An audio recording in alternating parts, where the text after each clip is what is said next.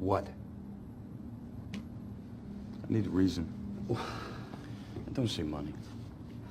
Why do this? Why not do it?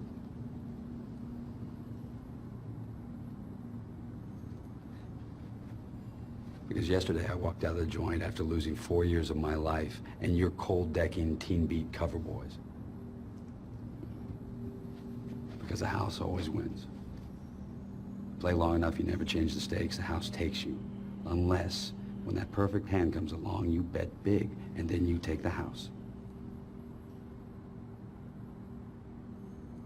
Been practicing this speech, haven't A you? little bit. Did I rush it? Felt like I rushed it. No, it's good. I liked it. Team beat thing was harsh. I wonder what Ruben will say.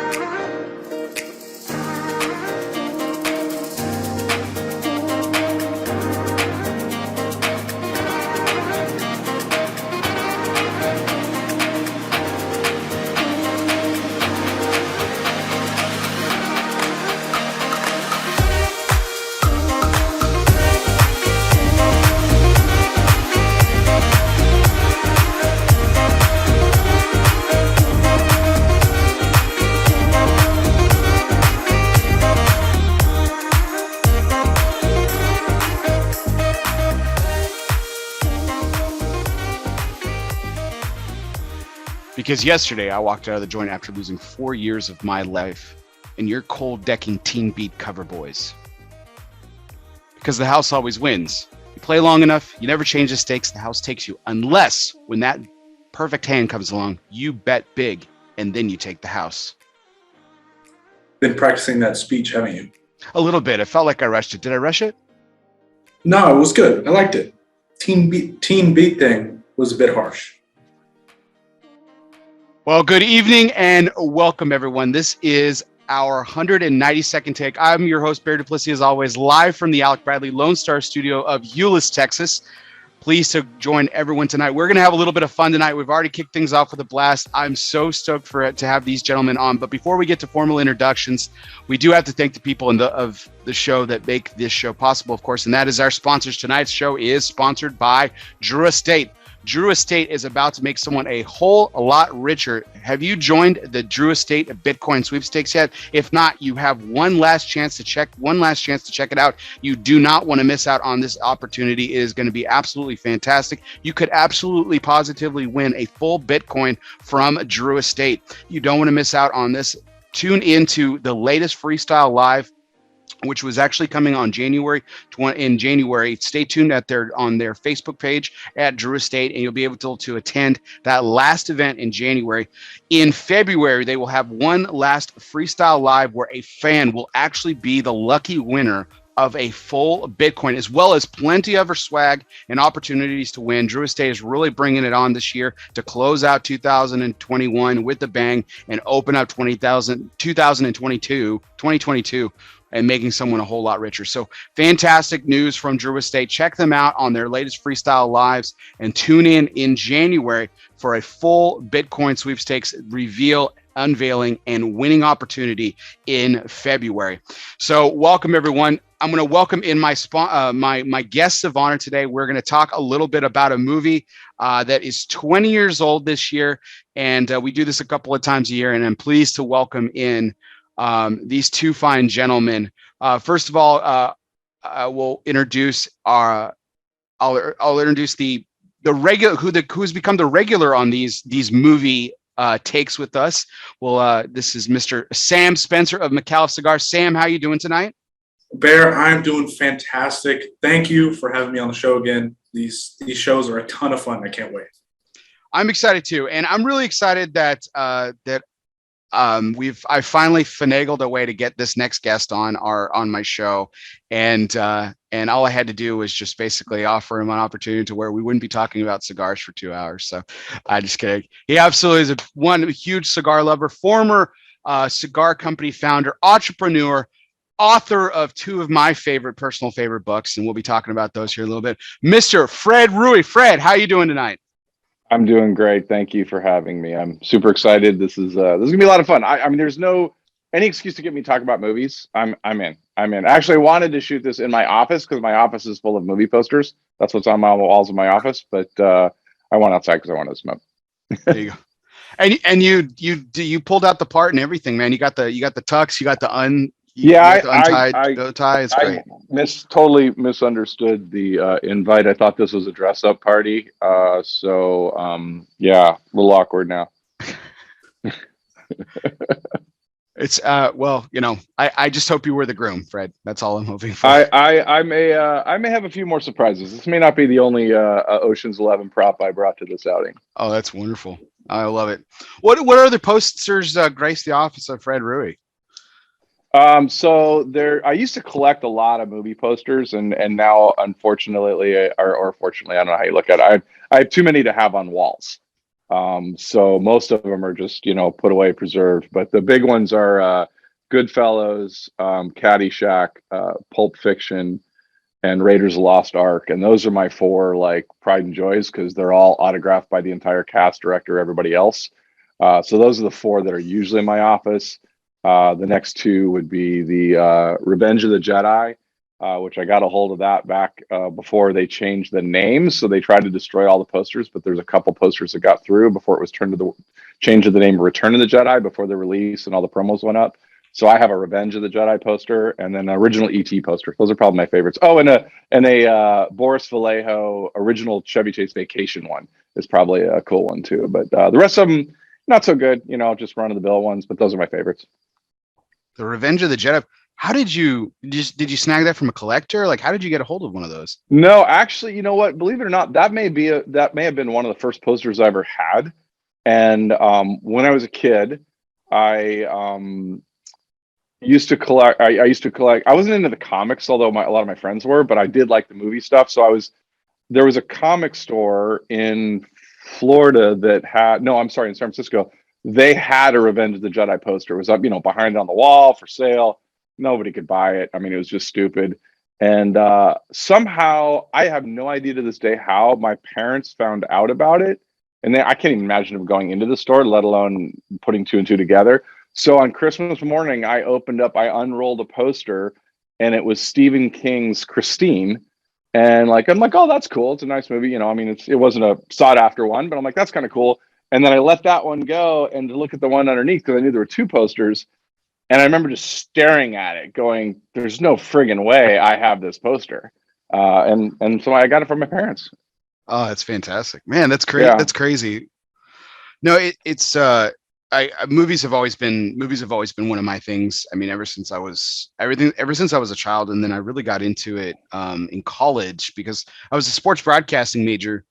But it was attached to the radio, TV, film department of my school, where Sam and I went to. Sam and I went to TCU. A couple decades separated, but that's another story. But the radio, TV, film department had this really heavy emphasis on film, and I'm really grateful for it. I'm really grateful for it because I learned a lot about what has become just one of my favorite all-time hobbies, and just I have a great appreciation for film.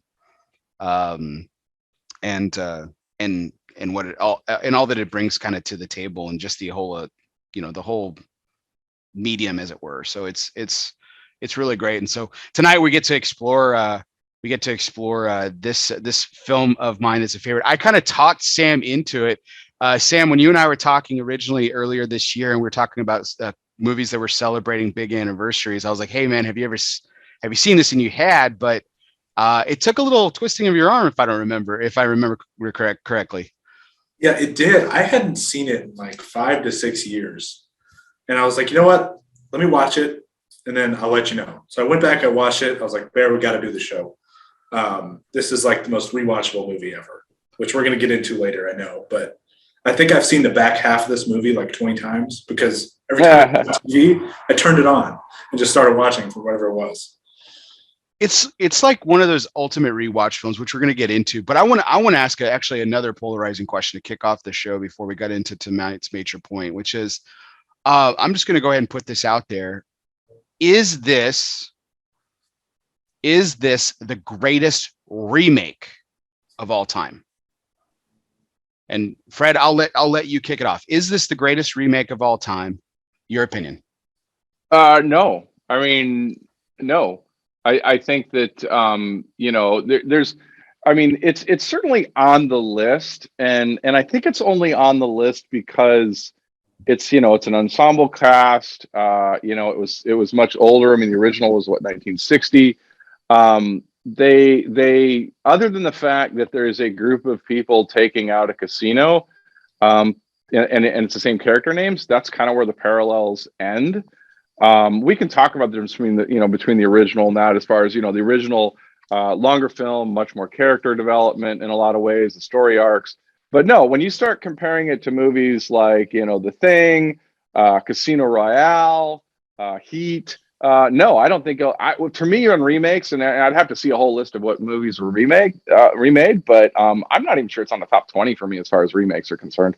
I'm not saying it's not a good film. I'm just saying when to compare it to the original, it's like are you either when you look at remakes, you're like, are you remaking the original film, or are you doing an extension of it, or your interpretation of it? This is a remake of the original film with obviously their own slant and updating everything.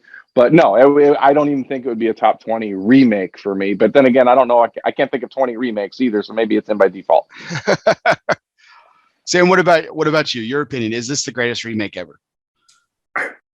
Of movies I've seen, I have to say yes, because I mean, I haven't seen like the original Casino Royale. I haven't seen that movie.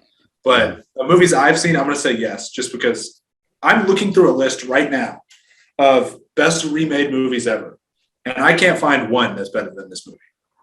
So I'm going to say yes by default, because wait a minute. Does your list have Scarface on it? Because I'm pulling up a list right now. Scarface is on that list. No, I mean, come on. My list is not, and that's completely different. I mean, I really like your point here, Fred, because this while again similar character names and everything like that, and that's the ultimate debate, right? When I threw this question on Facebook a couple months ago, to just kind of garner their opinions and interest in it, I found that most people were like, oh, the original. Like our good friend, Mr. William Cooper is all about the original, and I'm like, and Fred, you and I, we were talking about this earlier. We've had that argument with him. They're different films. Like they share same character names in some lines, but they're completely different. In the original Ocean's 11, just going crazy. Just you want to hear some craziness here?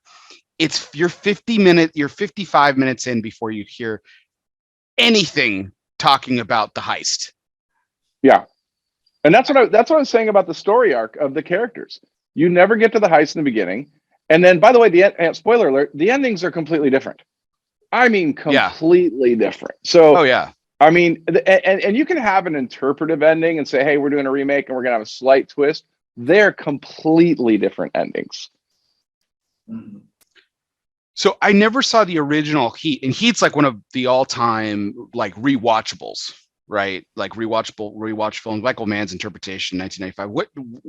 When was the original? I mean, Fred, do you even know, or I'd have to look up the date. I don't. No. I'd have to look up the date on the original. Let me see if I can pull it up here while you guys talk amongst yourselves. Well, Scarface is on the list, which the completely different films, completely different characters. But here's one that I actually enjoy both.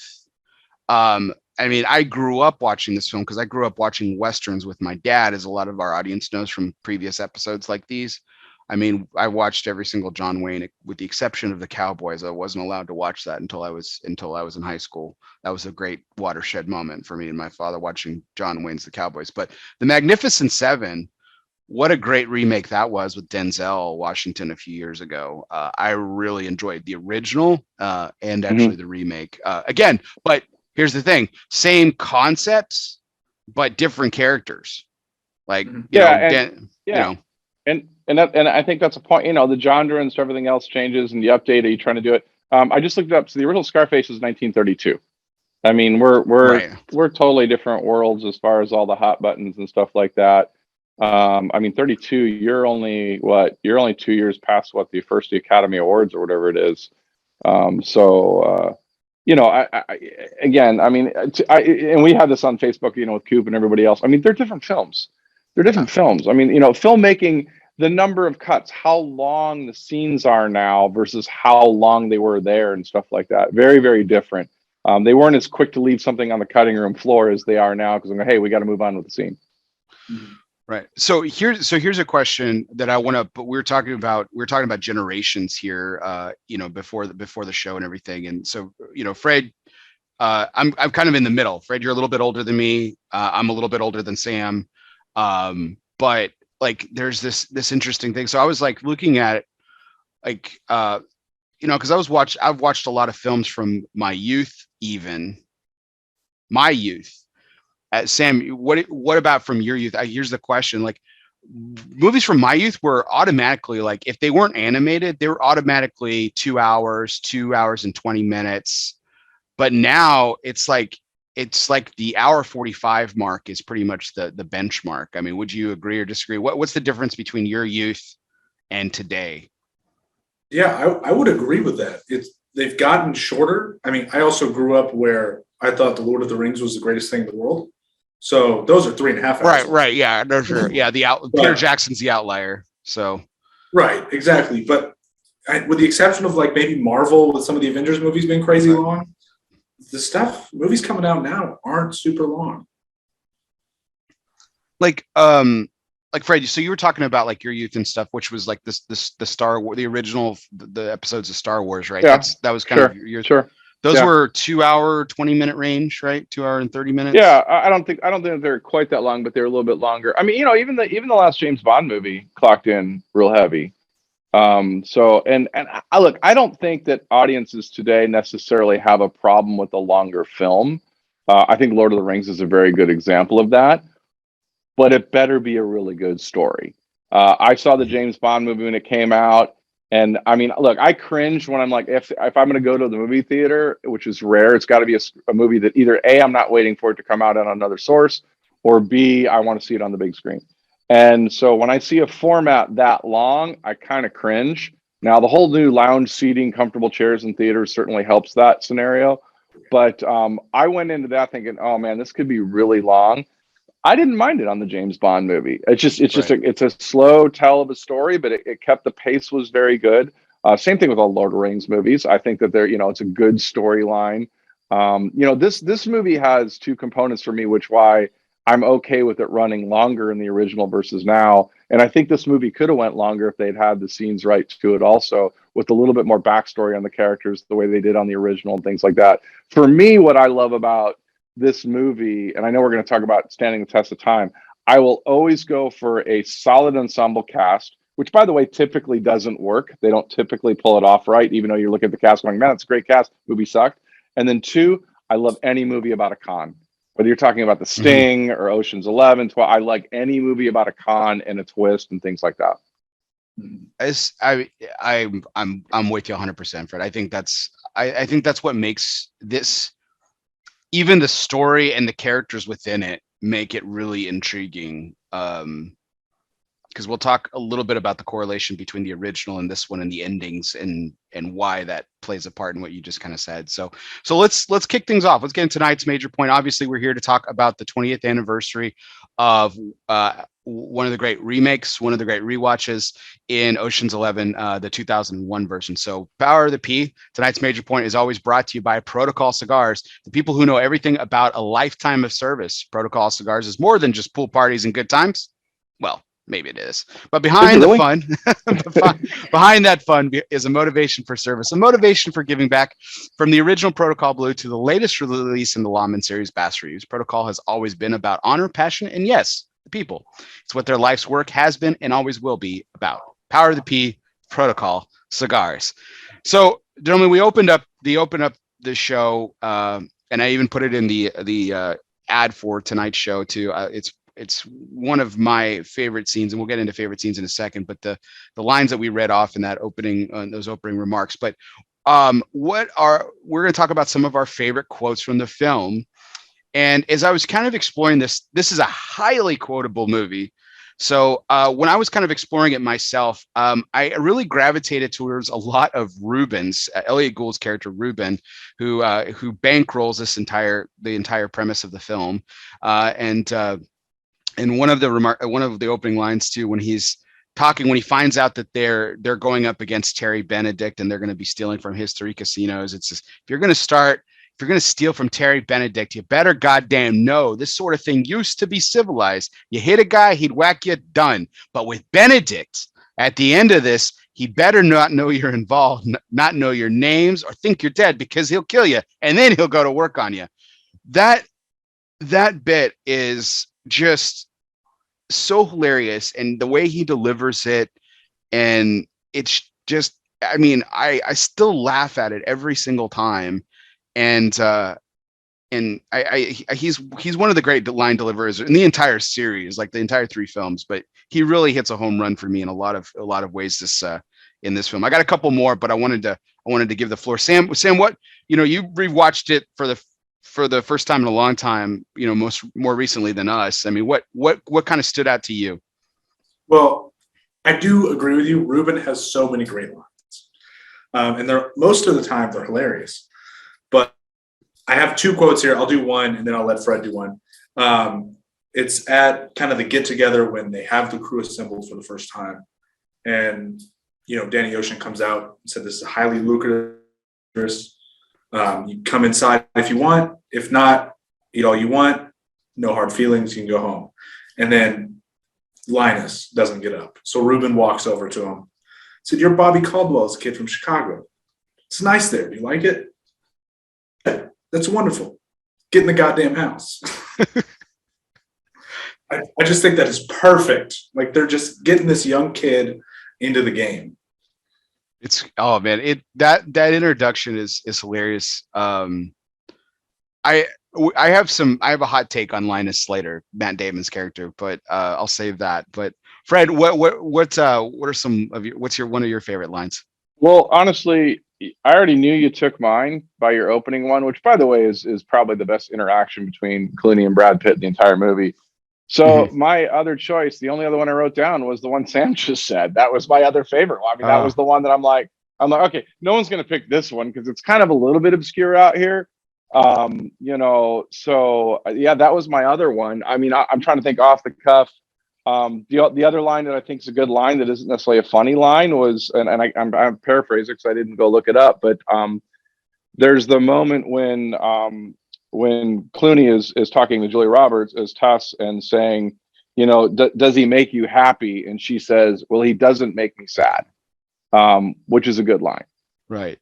No, that actually, it's funny that scene that you're talking about there, Fred, is also like one of the, I think it's one of the best pieces. I know this is like really over the top, but I think it's one of the best interactions of those 2 iconic careers. Like for 2.5 minutes, they're straight fire, and their performance is just like, this is like watching 2 of the greatest. And the eye contact, the subtlety, the malice, like you can tell. I mean, hell hath no fury, right? Like a woman scorned, and she's got all of it in her face, man, and she's just delivering it every single line. It's beautiful. Yeah. So I have some interesting thoughts on Tess later too, but I'm curious to see, because I have a feeling we're going to be on different sides on this, but we'll find out. So what about you, just to take, since that's one of my favorite lines from Reuben too, Fred, what made you, Sam grabbed it, but what made you, what did you like that interaction between him and Linus? What was it about it? I actually think, we'll talk later about who had the performance, and I did not choose Elliot Gould for the performance, but it's hard pressed not to, and how in the era of having money, but vindictive enough to go after who he wanted to go after and bankroll, and just his whole demeanor of how he played it. And I hold some of that weight against how the guy played the similar character in the original, which comes off very weak in a lot of ways in the original. Just this guy that's just like all freaking out over everything and just doesn't feel like he's got it together. and you don't get to the position that he has without being around the block and knowing the rules and weighing it in.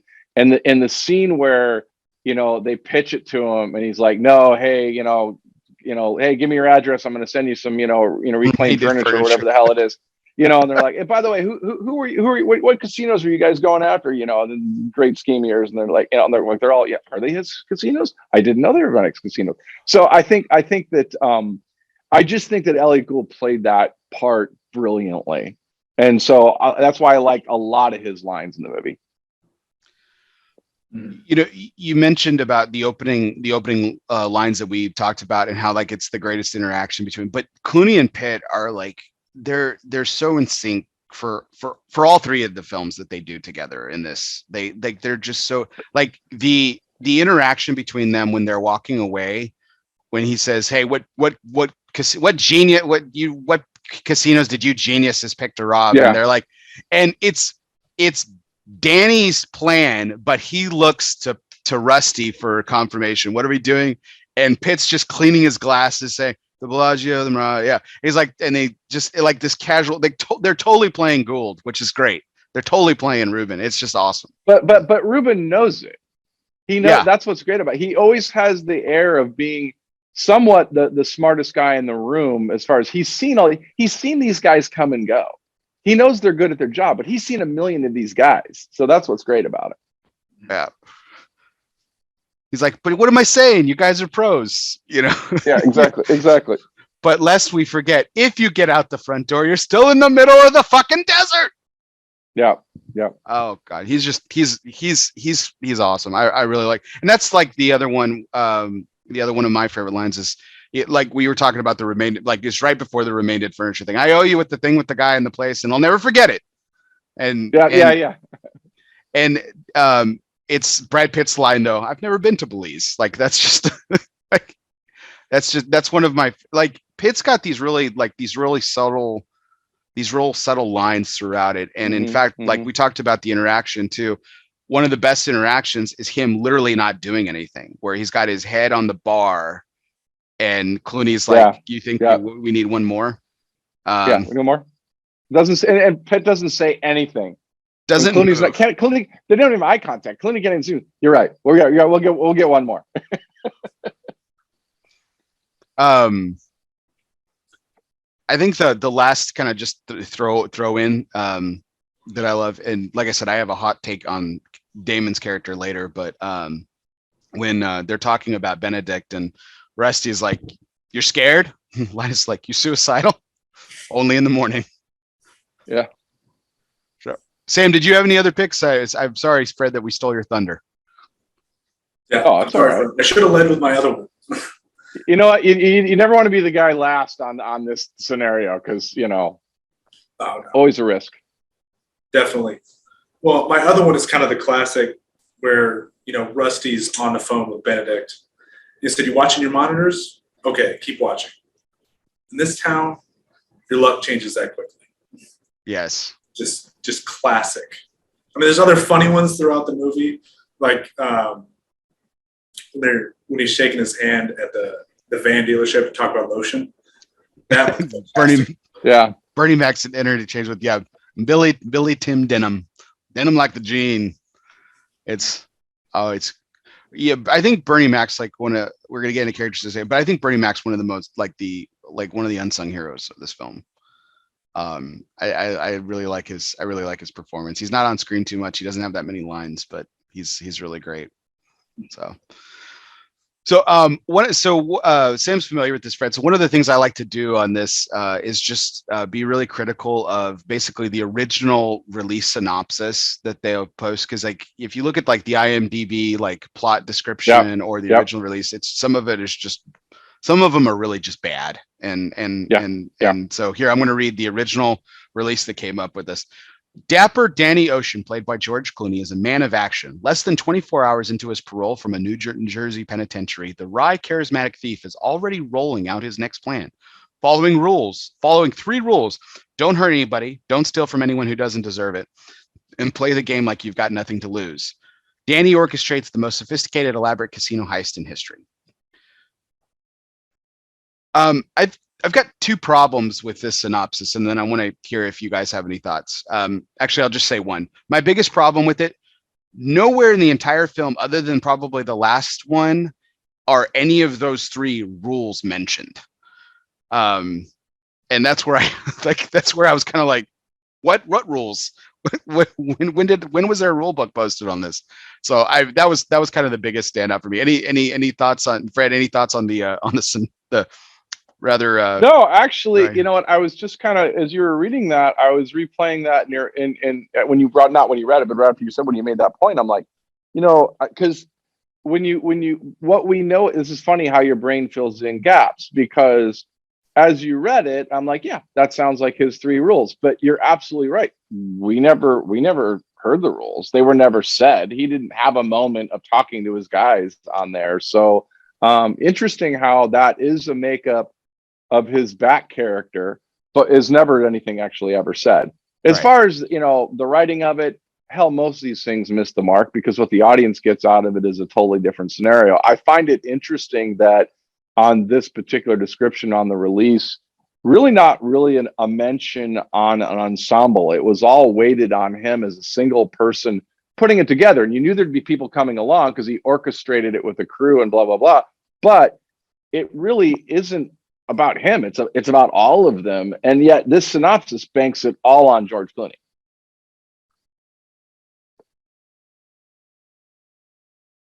Yeah, I mean, it even one of the thoughts on that is they actually even make fun of that. I feel like they took the synopsis and made fun of it in one of the opening scenes in Ocean's 12 when they're like, "Hey, he says he called it Ocean's 11," and Bernie Mac's character is like, "I'm a private contractor." Like, you know, just like, when did this become your deal? And there's a whole bit about it in Ocean's 12. But Sam, any thoughts on the synopsis?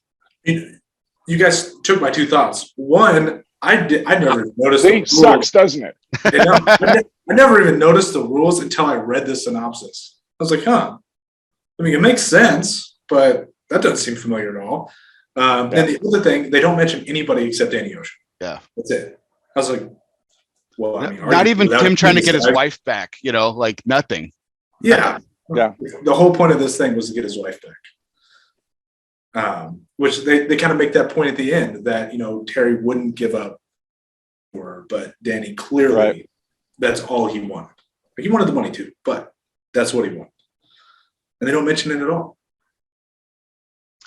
You know, and that's really frustrating too, because I think that, and we'll get into this a little bit as we get into the ensemble cast and stuff like that, but the backstory about like the making of this film is that the cast had so much fun together making it, and it was very much an ensemble movie, and you know, it's always great like hearing like actors who have had like really good times making films and stuff like that, because I was crushed not too long ago, because a favorite movie of mine is Hoosiers, you know, Gene Hackman, and for the entire making of Hoosiers, apparently Gene Hackman was just miserable.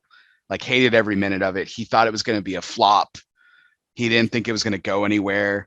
And then it ended up being this, like, you know, this film that's kind of lasted, you know, stolen the hearts of sports fans for 2 lifetimes. You know, it's just crazy. But whenever a cast kind of gets together and makes it fun is really kind of cool and stuff. So I really like it.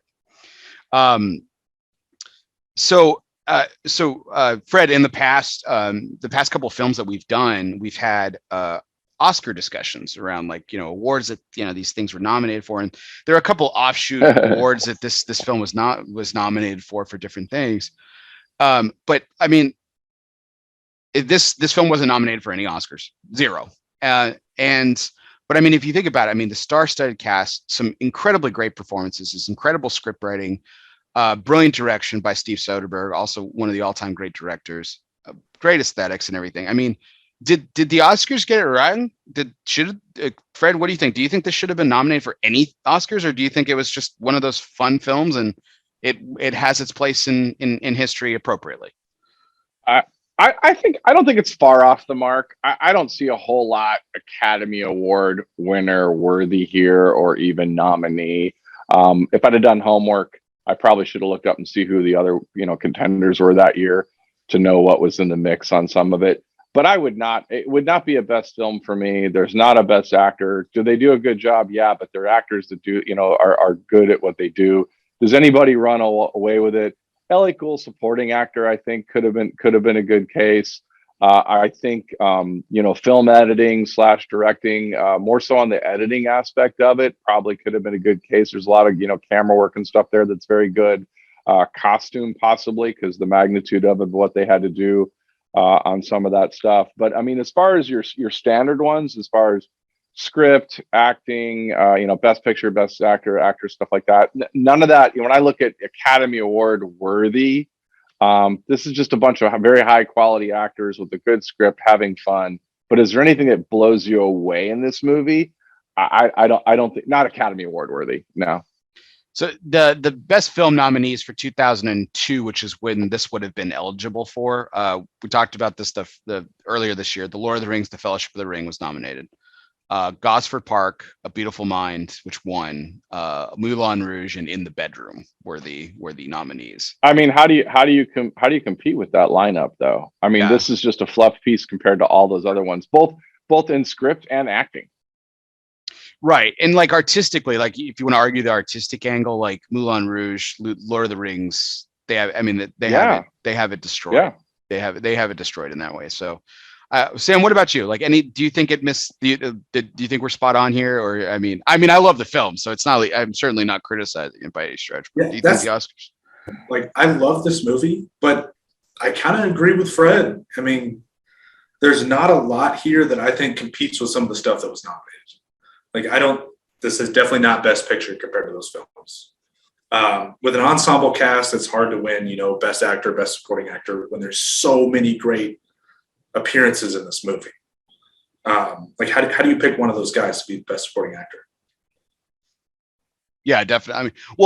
They all kind of support each other for the most part. Like and we're going to get, this is a perfect segue into the next segment when we talk about the characters and everything, but even the major character who obviously dominated the synopsis a moment ago, like, he gets plenty of airtime, but like, if they had really made the film that the synopsis describes, where it was literally all about Danny, this film we wouldn't be talking about this film. Even if it was George Clooney, we wouldn't be talking about this film. It's the ensemble that makes it, in my opinion. Yep. Absolutely.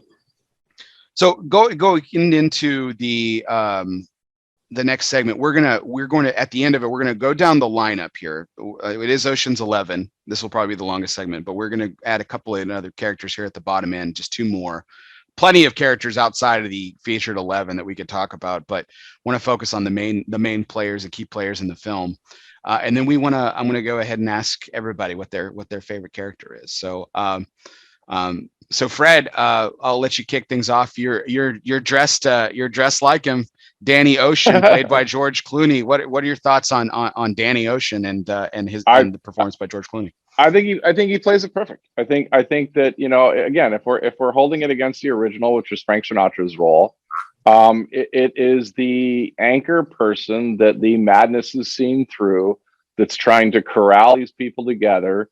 Meanwhile, in the back of his brain, making sure that that everything's going to go, the con's going to go right, and the heist is going to go right.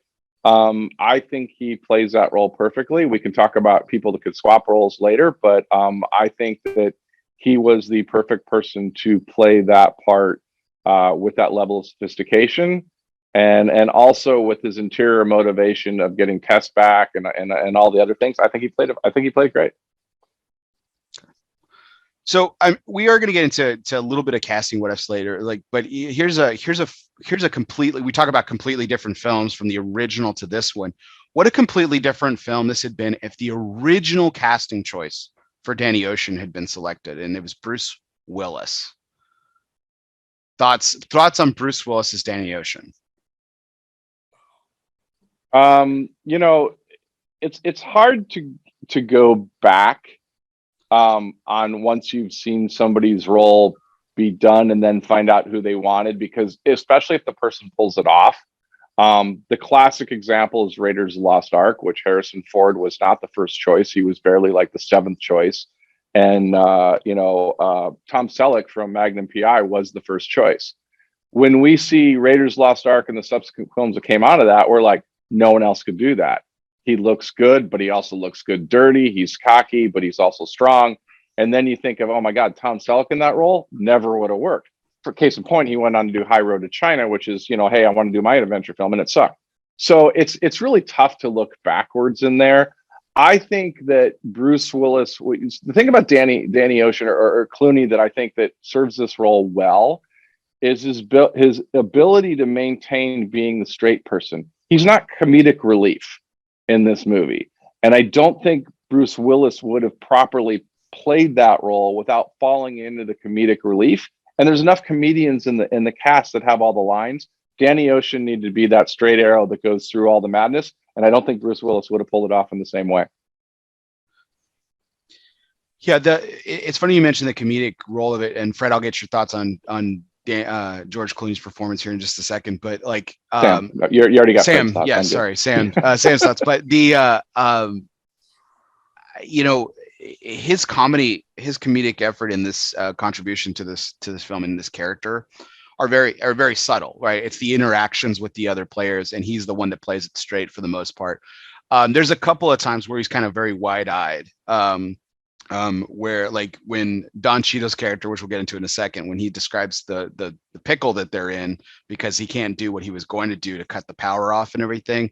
And you know, when he describes that and he just kind of goes wide-eyed, like, what are you talking about? Like, and it's those kind of subtleties where they're when you watch the film the few dozen times like I have, it's kind of like you catch it and you're like, damn, that's just such a great choice. It's just subtle and it's hilarious. Sam, what are your thoughts on Danny Ocean, played by George Clooney? Like, I think what you just said is key. It's the subtlety that Clooney has when he plays the role. Like you just mentioned Bruce Willis. Like, all I'm thinking of is John McClane in the role of Danny Ocean. And to me, it just doesn't work. I mean, this is hindsight looking back, knowing Clooney played the role perfectly. But no, subtlety, he's the straight and narrow. He's got a goal and he's going to achieve it. And then everyone else just plays off of it perfectly. I don't think you had a better choice than Clooney. I can't believe I didn't know he wasn't the first option for the role. Yeah. So, well, you know what would have happened if Bruce Willis was the role, instead of actually going safely down the elevator shaft with that ripcord, his would have snapped and he would have tumbled down, and then he would have opened up the doors in a bloody mess without like half a shirt on. That would have been Bruce Willis, you know. So. Yeah, then just yippee-ki-yay. Exactly. So the next major character, which is Brad Pitt playing Rusty Ryan. I mean, this is at this point in Brad Pitt's career. I mean, he is A-lister number one, and George Clooney is actually coming off tremendous success in ER, and he's kind of finding his way into film.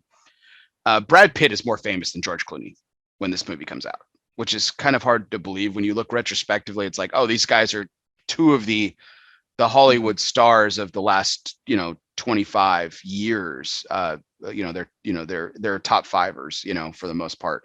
And but at the time, Brad Pitt was much more famous, and for him to play second fiddle to a quote unquote TV star for the most part is pretty credible.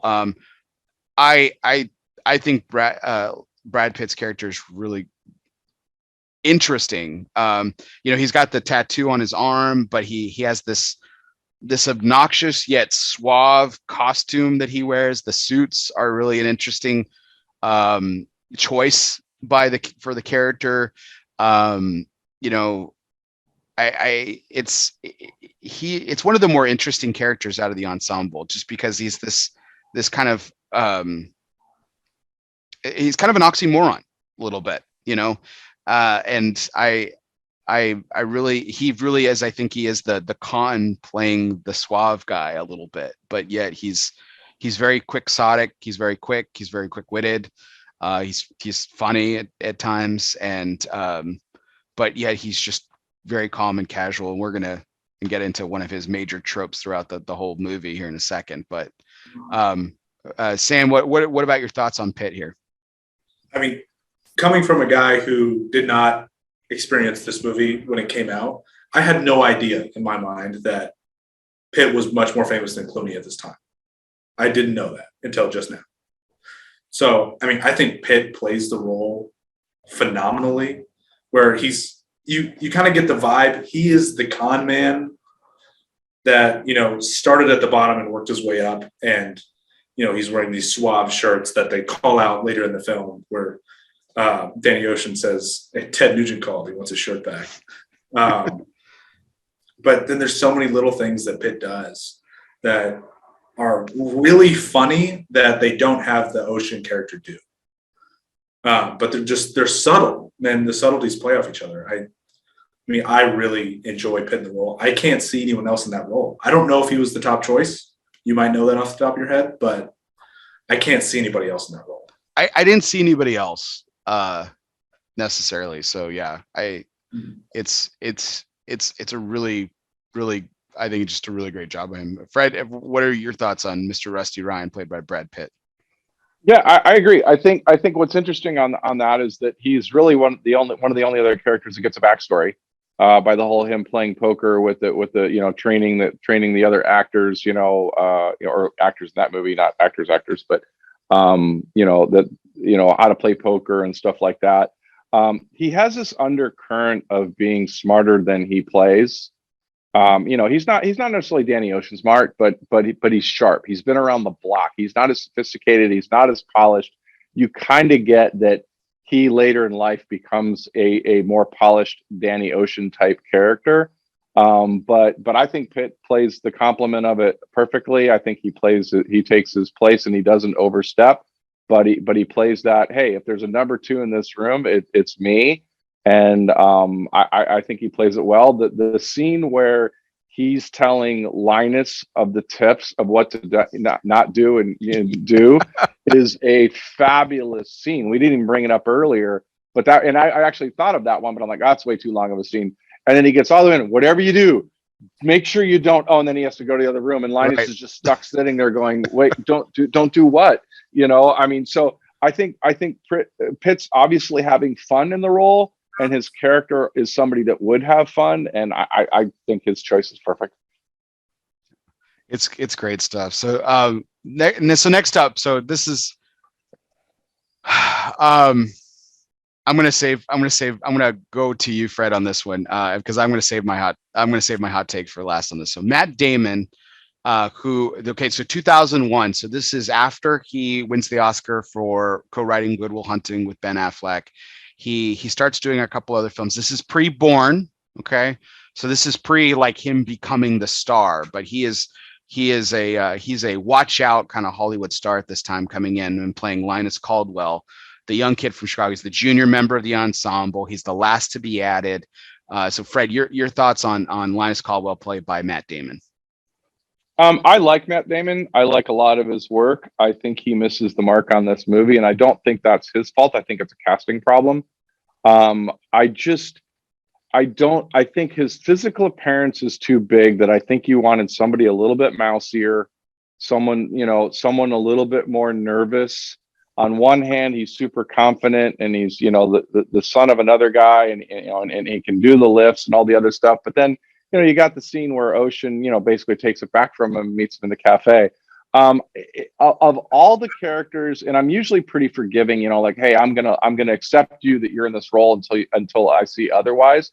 He's the only one for me during the film, and later it's okay because you just finally get used to it. He's the only one for me that seems like out of the gate. I remember seeing it originally, and even when I've rewatched it since, he's the only one out of the gate that's like, this is the first moment where I feel you wanted to get another box office name into your roster, and not necessarily the best person for the job.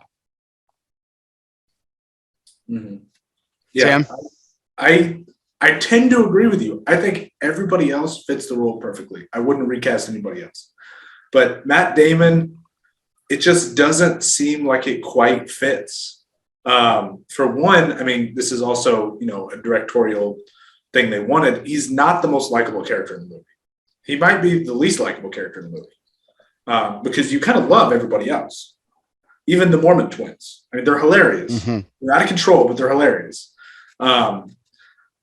But I'm curious who I would recast him as, because I think he does an adequate job in the role, but I just don't think it quite fits the role of Linus. Well, my hot take apparently is not very hot at all, because I thought I was going to be weird about this. I agree completely. I hate the role. I think I love Matt Damon. I think Matt Damon's a great actor. And I think this character definitely needed to be in the film, but you're right, Fred. Like he's too big to play this. In fact, like it's almost like Matt Damon's performance is almost like over the top in the sense that he's trying to be timid, and it's it actually gets worse in Ocean's 12. He's worse in Ocean's 12, and he kind of forgives himself in Ocean's 13, where he finally like, and it's appropriate because it's several years later in his actual stardom too, and he kind of plays that role. That's the third one is actually my favorite of the Linus Caldwell performances, but it's actually worse in Ocean's 12. I can't stand him in Ocean's 12, but this one is just really, it's weird. He's like you said, Fred, he's confident in one stretch, and then he's like this mousy character in another, and he just doesn't know how to, Matt Damon doesn't know how to play it almost. It's really, really bizarre. And I don't like it at all. So one of the most famous recasts who was considered for this role was Mark Wahlberg, which is pretty ironic. I mean, basically the same guy, same town, from the same town, same era, everything. Mark Wahlberg is Linus Caldwell. I think that's honestly a worse decision. So if that was my choice, I guess I would pick Matt Damon. I don't know. What do y'all think? Mark Wahlberg is Linus Caldwell, the timid guy from Chicago. I don't love the Matt Damon role in it, but I think I really hate Mark Wahlberg in this role. I agree with you. I think if those are your two options, they made the best decision. Fred, what about you? Yeah, I don't. That wouldn't be who my choice would be either. I don't know that he would play it any worse, than Damon did. I think it would just be we'd be picking apart something else we didn't like about it. I just think that character was missed. I think they really needed to dig down into the casting a little bit better and get somebody. Part of the problem is that for whatever reason, and I don't know if it's because of Matt Damon's screen presence, which is strong in whatever he's in, he comes off as too big of a character in this ensemble group. There's too much importance revolving around him, so he's forced into a higher level of spotlight, which probably makes the role more awkward for us. I don't know who it would be. It'd be interesting to go down a list of actors around that time and see who could have been it. I don't think Wahlberg would have been the choice for me either. Yeah, I was gonna ask if you guys had any contemporaries of that age that would have been really good. I gotta look. I'd have to look up and see what age everybody was then, age appropriate and stuff like that. They probably should have went with somebody that came off younger, a lot more raw. That was just a good pickpocket, nothing else. But and maybe it's lack of backstory on Linus that maybe would have helped it a little bit. But yeah, I don't know offhand anybody. I'm sure someone else could have done probably a little bit more appropriate for me anyway. So here's some stars around that age-ish, around that time, and there was actually another casting consideration. Matt Damon was actually third. It was Mark Wahlberg. Ended up not doing it. He ended up and he later regretted it, and even pokes fun at Matt Damon later on about it in some interviews, which is funny. But like Ben Stiller, Hugh Jackman, Keanu Reeves. I'm just thinking of guys like around that kind of that younger age, around that time. Maybe that was their only choice then. Yeah. Okay. You get some of the teeny boppers, maybe a John Cusack, or like from like the American Pie era of like Thomas Ian Nicholas or Eddie K. Thomas or something like that. You might have gone younger, like super young, like Eddie K. Thomas or a Thomas Ian Nicholas or something like that. From the kid from I don't think the age timing is right, but the character in my mind is like the kid that was the lead in That 70s Show. Yeah, Topher Grace. Yeah, the guy who's in the actually film. Yeah. Okay, so Topher Grace, I think, would have been appropriate in that role. Heck Edgy, kind of nervous, but I think he would have been like. And again, let's just assume he's the right age at the right time. I think he would have been a good choice. That's because that's right. He's actually in the poker scene. Yeah. So yeah, I think he would have. He was the right age. So I think he would have been a better choice. Yeah. So here's a suggestion from the chat, and I like this one too. Giovanni Ribisi, who plays like in that kind of that time movies. He's in Gone in 60 Seconds. He's the brother to Nicolas Cage's character. He could totally play that neurotic, nervous kind of, with a little bit of edge to him, and could be confident in some areas, like some points. So here's a character who was actually second consideration. So it was Mark Wahlberg, turned it down, and then Johnny Damon, baseball player, Johnny Depp. Johnny Depp was considered for this. Nope. No. Oh god. Although here's the thing. I mean, I say no, and I say it probably a little bit too quickly. Probably one of the, I don't say most underrated actors, because I think that unfortunately we throw too much Pirates of the Caribbean into that mix over the that destroys his acting ability. But when you take anything from Ed Wood to all the other stuff, his body of work, I would have liked to have seen that probably before I would see Matt Damon, because I have a feeling he could probably pull it off. Right. Nice. I mean, another one that kind of comes to mind, I don't think this is perfect. I also think he was too young at the time, was Heath Ledger. Hard to say. Yeah. It's hard to say. Yeah. It's not one I hate right away. Like, I hate a lot of those right away. Yeah. Yeah. I like Giovanni Ribisi the best, actually. Yeah, that's it. That's good. The Topher Grace. Topher Grace, and Giovanni Ribisi, both I think would have been good choices. Character-wise, from an on-screen, I think that the problem with Giovanni is that he's too close to. Is it Rainier? That's the tech guy. The IT guy. Eddie Jemison, the Livingston Dell. Yes. Yeah. So I think he's a little close, physically that way. But anyway, yeah. So I think we got it covered on Linus. Nice. Yeah, so the next character, which we've actually spent a lot of time already talking about, he has some of our best lines, some of our favorite lines, some of our best interactions. A Hollywood Industries, veteran by all measure. Him and another character, which we'll get into in a moment, are like the senior members of this group. But Elliot Gould plays Ruben, which I never knew his last name. I actually had to look this up on the cast. Ruben Tishkov is actually his last name. In all the three films, I don't know if that's ever mentioned, but apparently he has a last name. I've just known him as Ruben this whole time. But Elliot Gould as Ruben Tishkov. Sam, your thoughts? Excuse me. I think if you change this role, you're a crazy person. Of all of the roles that were played really well, I think this one might be the best one. But even with not a ton of screen time, comes off as this massive character. And it's awesome because he doesn't have as much screen time as Clooney or Pitt, but I think all three of us picked a Ruben quote when we picked our favorite quotes. That's big. That's big. Like, he's a minor character, and he's the money basically in the whole con. He doesn't really do anything leading up any of the con stuff in the film, but we all talked about Ruben. So I don't think you can recast this person. I think he does it perfectly. Yeah, I think he's incredible. The way he grabs hold of the character, he fully leans into it. Just the wardrobe choices, the way he delivers lines, he's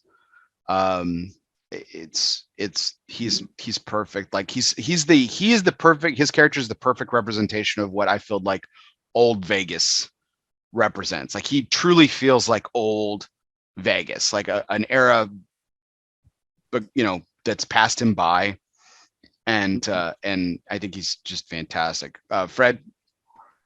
Yeah, I mean, I think Sam said it best. I mean, in a movie full of lots of quotes, we all pick a Ruben quote, and he probably has the least screen time out of anybody on there, other than the Chinese acrobat. no one could have played it better. I think he played it perfect, and there you go. Yeah, and he toes the line perfectly of, you get the sense Ruben is a very intelligent person, but he's also a little crazy. And he toes that line perfectly where you don't just like sway into, oh, this guy's just nuts. And he just, perfect performance. So now enters the other veteran of Hollywood, iconic place in Hollywood history, what he's done in the length of his career, from directing to acting, he actually produced and even did some writing as well. Saul Bloom is the character played by Carl Reiner, we're introduced to Saul at a dog racing track in Florida, which is just quintessential retiree territory, and Brad Pitt's character goes and visits him, and it's from the bucket hat to the Hawaiian shirt. Saul Bloom is this.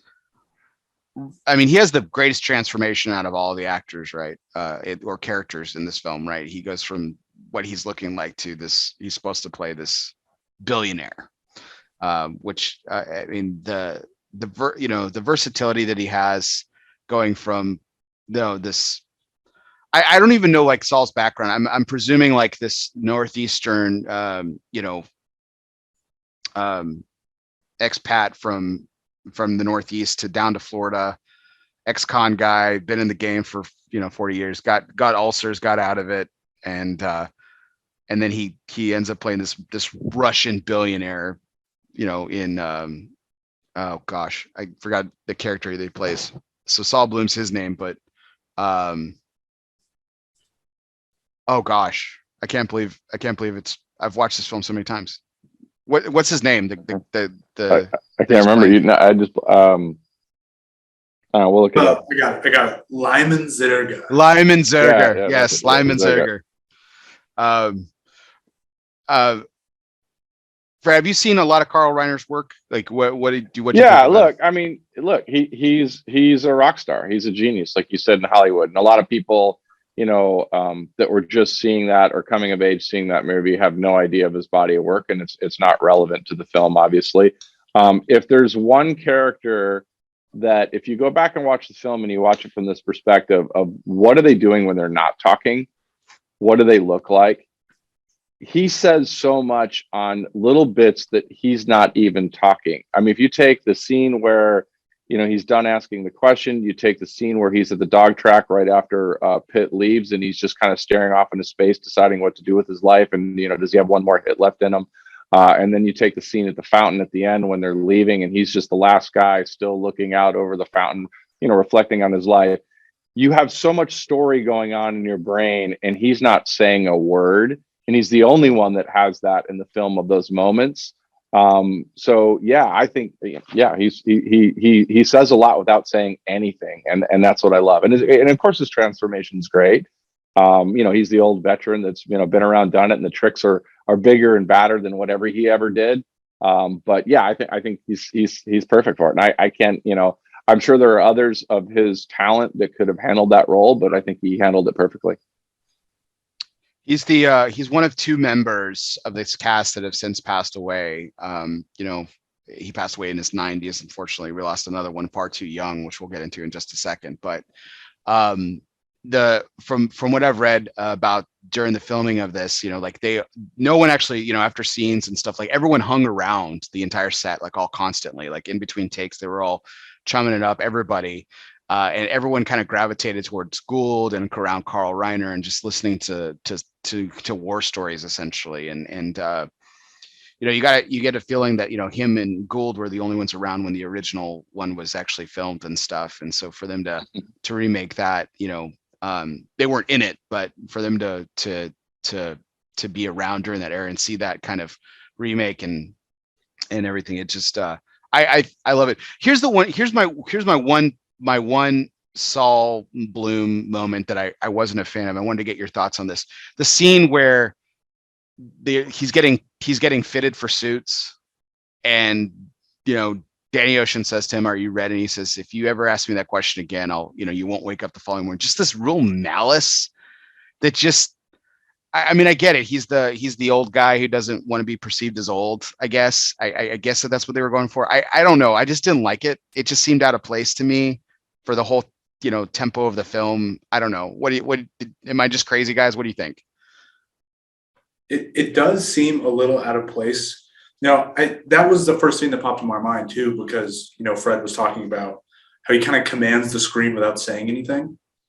Like you are gravitated towards Saul in that moment. And just this malice comes out of nowhere. It's like, man, this guy has seen some shit in his days as a con man, and he does not want to be doubted by these young guys, was my kind of takeaway from it. But it's also kind of like no one else shows any kind of malice like this. Yeah, it's a little dark. Andy Garcia as Benedict. Yeah. So it was a little dark, which kind of came out of nowhere. Fred, any thoughts on the scene? I was okay with it. I think it's poking somebody over and over and over again. I mean, there's numerous shots at him early that lead up to that. I didn't equate it quite as as violent, even though the line certainly says that. But I think he's boxed into a corner and he's basically, look, I'm sick of this effing question, and now I'm throwing out the swear word that type thing, or I'm swearing at I'm throwing out the this. I'm going to say a line that is going to make this a non-conversation going forward. I may be old, I'm still a professional, I'll handle my shit. I thought it worked. So speaking of professional, this next character is historically not credited in the film. He actually does not appear in the original credits of the film, which is interesting because he nowadays, kind of, this might surprise Sam, because he at the time he said he wasn't aware that Brad Pitt was bigger than Clooney, but Don Cheadle was not credited in this film historically, and he plays Bashir Tarr, the, I guess, Cockney British guy that is the explosives expert and everything like that. And so one of the things that I've heard, one of the biggest criticisms that I've heard of this performance over time from several different people is just how bad his accent is, and just it's really, really terrible. And for the life of me, I kind of wanted to, like, as I was rewatching this and as I've heard these opinions over the years and stuff, I wanted to be mad at him for it, but I just don't. Like, I think it's just over the top, and that's his character, and he's obnoxious, and everything everything's an expression or slang, and I think it's just part of the character. And he even, Don Cheadle even says later on in interviews, like he knew it was bad. He knew the accent was terrible, but I don't care. I'm just in the camp of I don't care. I thought it was a funny performance, and his lines were, kept you on your toes because you had no idea what the fuck he was talking about half the time, and he has to actually explain it in several scenes, which is even better. So, Fred, what are your thoughts on Don Cheadle? I like Don Cheadle a lot. I think two things. One, I mean, he went to London to try to pick up the accent. He went to England, and he doesn't nail it. I don't care because he's roughing around the edges, and I think most people wouldn't even realize that. You have to have an ear for that and know that. Most people really don't. The other thing I forgive him for, which has nothing to do, if there's any gaffes or things that are wrong in the script technically, there's a ton of them surrounding the bomb that he blows off to knock out all of the power. There's a ton of things that are just off base on that whole scenario. But again, not his problem. I think he plays the role fine.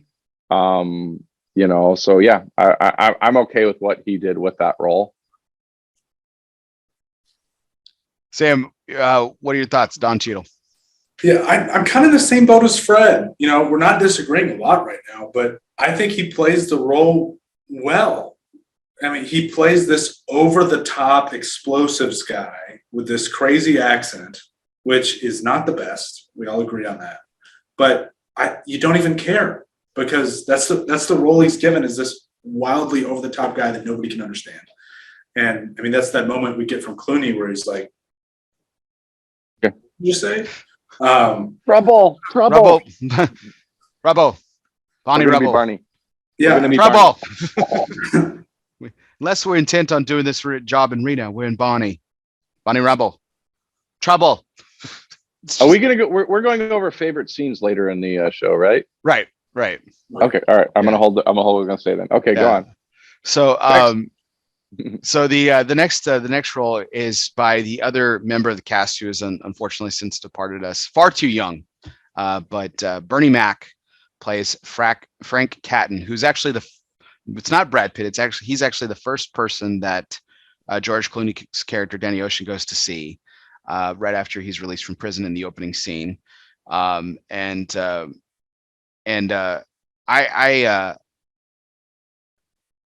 really love the slow play that Frank Catton's character is. Like he's there.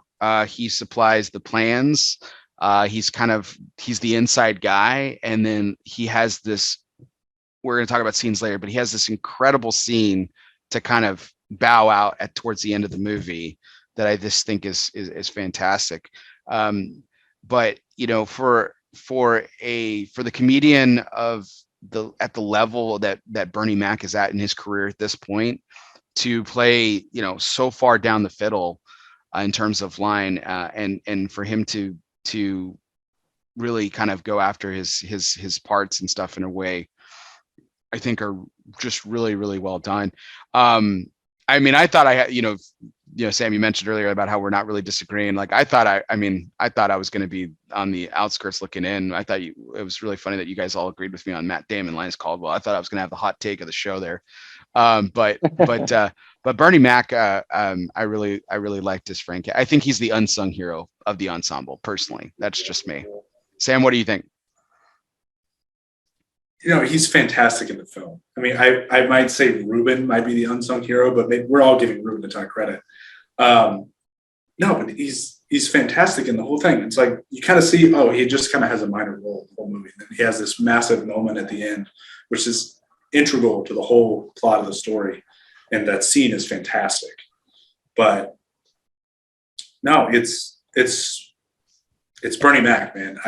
I can't disagree with the casting choice. I don't know who else was considered, but they shouldn't have even been considered. They should have been Bernie Mac's role. And for him to take such a lower profile role compared to like Clooney, Pitt, Damon, who were kind of the three, big stars of the era, it's really awesome. And I mean, Frank Catton, Ramon, if you want to call him Ramon Escalante, yeah. He's the only person in the ensemble other than Danny Ocean where his real identity is known on the other side. Frank Catton's name gets revealed in his last scene essentially. So we're going to get to nitpicks here in a little bit, but Bernie Mac's performance, Fred, any thoughts on him? I think it was good. I think that in acting, the hardest thing, it's easy to do drama. It's hard to do comedy. And one thing that you see when comedians go into films and stuff like that, there's the trap to play it too funny, to play it too wild. And he keeps it very close to the vest. Robin Williams was good at that in a lot of his serious roles and stuff like that.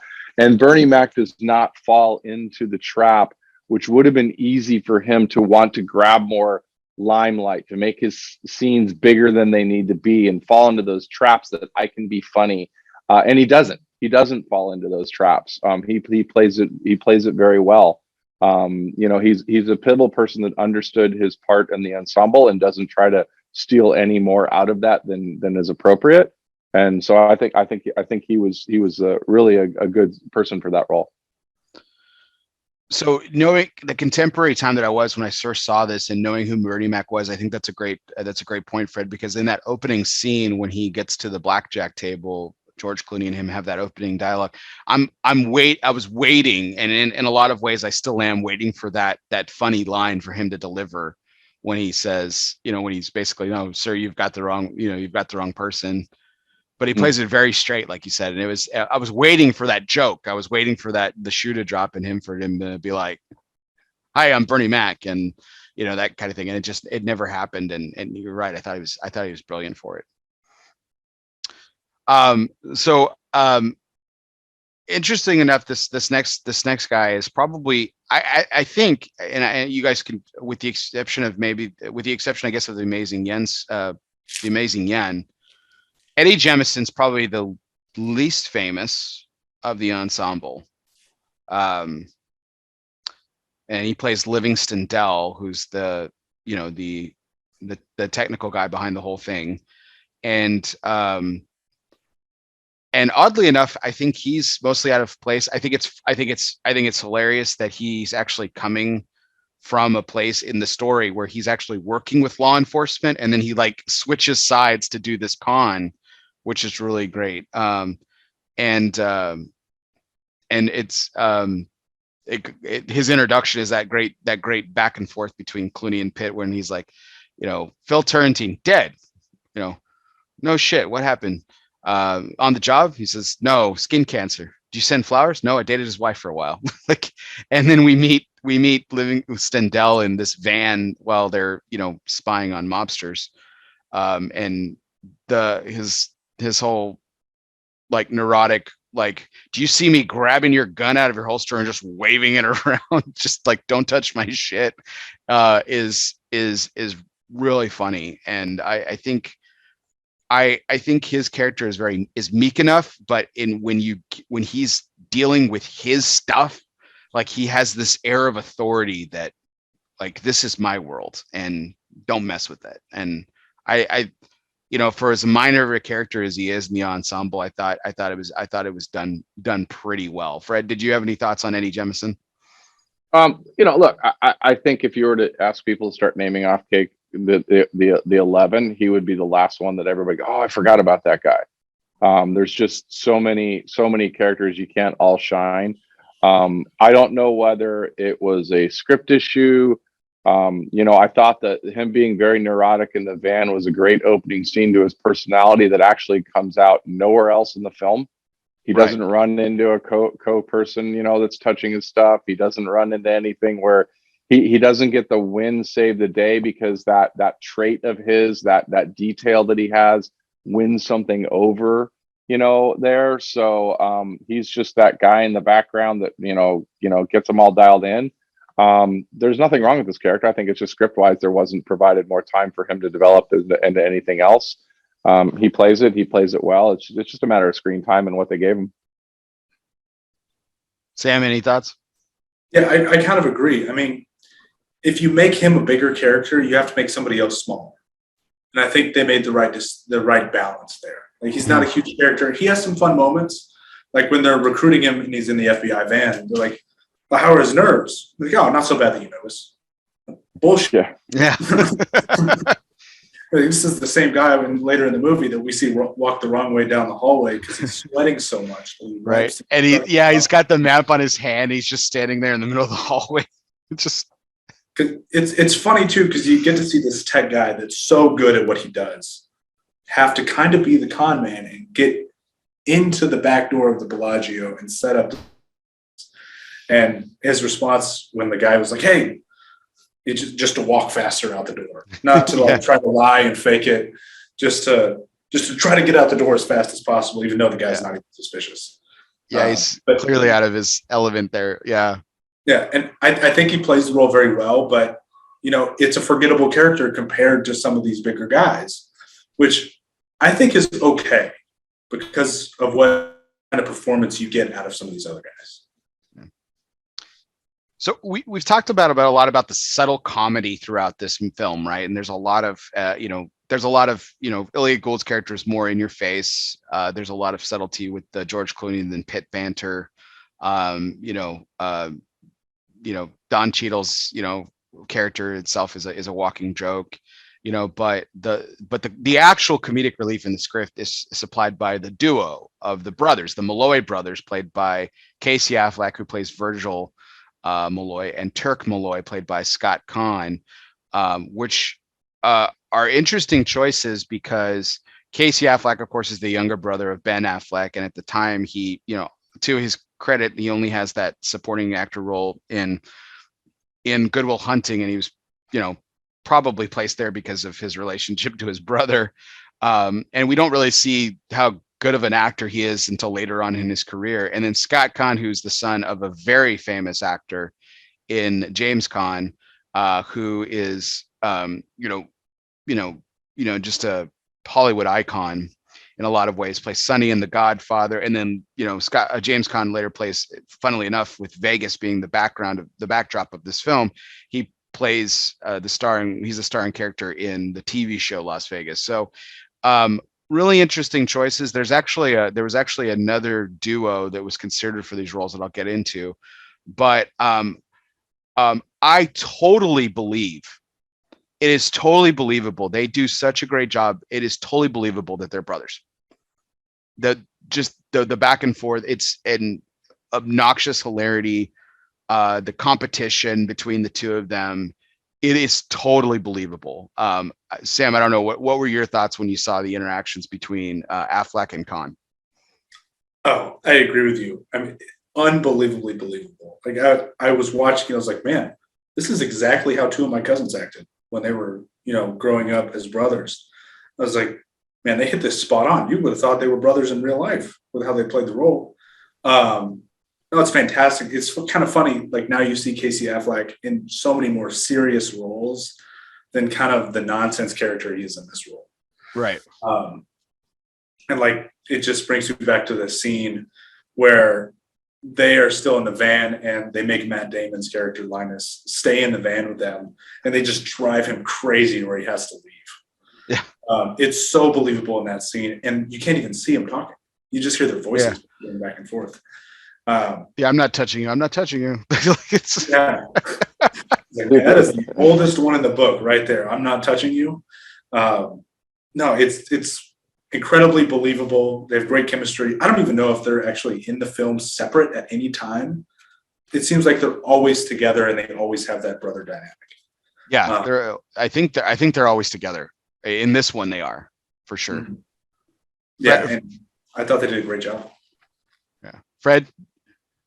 Yeah, I mean, to your guys' point, I mean, so take 11 people that are each allotted a certain scene, some more than others, and now take two people that they're only going to get to share the same scenes. So their screen time, if anybody made the most out of, particularly on the smaller roles of their screen time, I mean, you've got a minute and 10 seconds on a truck race. You've got 40 seconds in a van. You've got, by the way, they are the power workhouse in the casino, because if you look at everybody's role and you're watching when the actual heist is going on, these guys have more pivotal roles in this heist between, moving, the guy into the vault and then also, changing clothes and doing this and I mean, they do more. They're more workhorse than anybody. The thing with the balloons, with the camera, which we'll, forget about that. We'll get about that later. But yeah, I mean, their arguments and the script that was wrote for them and how they handled that, they're perfect. They're perfect as brothers that way. Yeah, they deliver the explosives too, because they delivered to Lyman Zerger and Terry Benedict. In that they're all over the place in this film, and it's crazy. They don't get many lines and stuff, but totally believable. All right, so recasting event here. So the original duo that was slated to play the brothers were actual real brothers in real life, and they're Owen Wilson and Luke Wilson, who famously ditched this film to go do the Royal Tenenbaums. So Owen Wilson and Luke Wilson in this role. Fred, your thoughts? Is it better? Is it worse? Is it the same? Do you think they could pull it off? I think it's the same. I think both those guys have the chemistry. Both of them. I mean, look, the script is written so well that any capable actor opposite another capable actor can pull that off.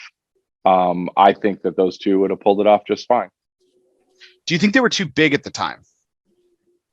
Physically or movie-wise? Movie-wise. Probably. I mean, it would be a distraction a little bit, because you'd probably go, why do they not have more screen time? Because of who they are. It's probably better to have two guys that are capable without having names. You're like, oh, I'm not seeing enough of them. Probably beneath them a little bit in a role. Particularly, again, you're splitting your scenes with another person. So yeah, I think it would have been a waste of money. Probably it would have cost them more money. I think what they got was fine. Right.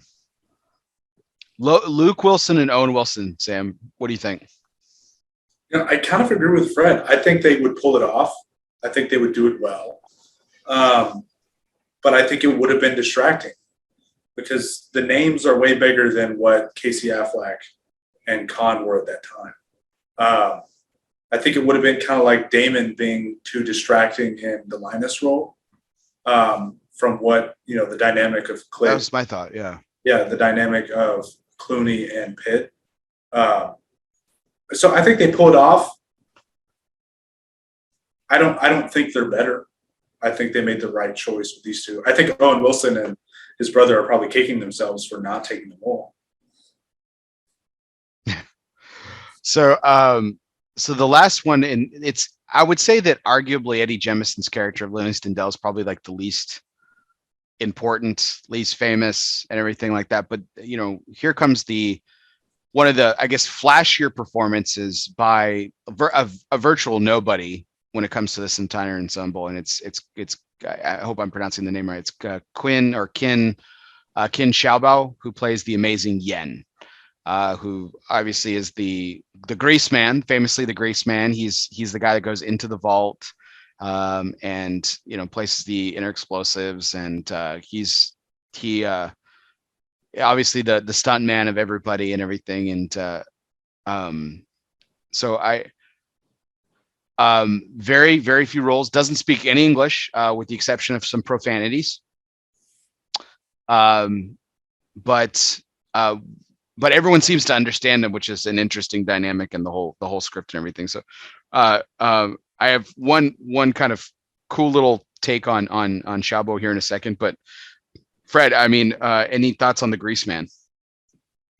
No, I mean, I think it was fine. I think that, it was a skill set they had to go outside of their norm, and it ended up being a guy, but they didn't need him necessarily to, steal any scenes, linguistically or anything. So yeah, I don't have anything. I think that the slot was filled. I don't think you throw Jackie Chan or anybody else in there. I think it is what it is, and I think it worked out fine. Sam? Yeah, I tend to agree. I mean, me remembering, I watched this movie yesterday. He only has really one line that's in English, and it's near the end of the film when he's like, "Where the fuck you been?" Yeah. When they finally get into the vault, it's like, well, if they were there any sooner, you would have blown up. But, yeah. Regardless of that, yeah, I think it was fine. I think if you have somebody that's a bigger name like Jackie Chan, you're giving too much attention to that role than it deserves in the film. So I thought he did a good job. They filled the role. He did it well. So here's my last thing on Xiaobo. He was 19 years old when this film was made. 19. And because all the stunts are his. He didn't have a stunt double. This is his skill set. This is what he is. He's an acrobat. And he actually thought about, before he started doing some more films, and then obviously played a part in the two subsequent sequels to this film. He was actually considering a role in Hollywood as a stuntman. But yeah, 19 years old. What a cool spot for a kid, coming up. So, all right. So that was the 11. So the last two major roles that I wanted to touch on, and I have some takes on both of them. So let's start with the secondary reason for the heist. We talked about the money is the primary object, at least for a vast majority of the ensemble.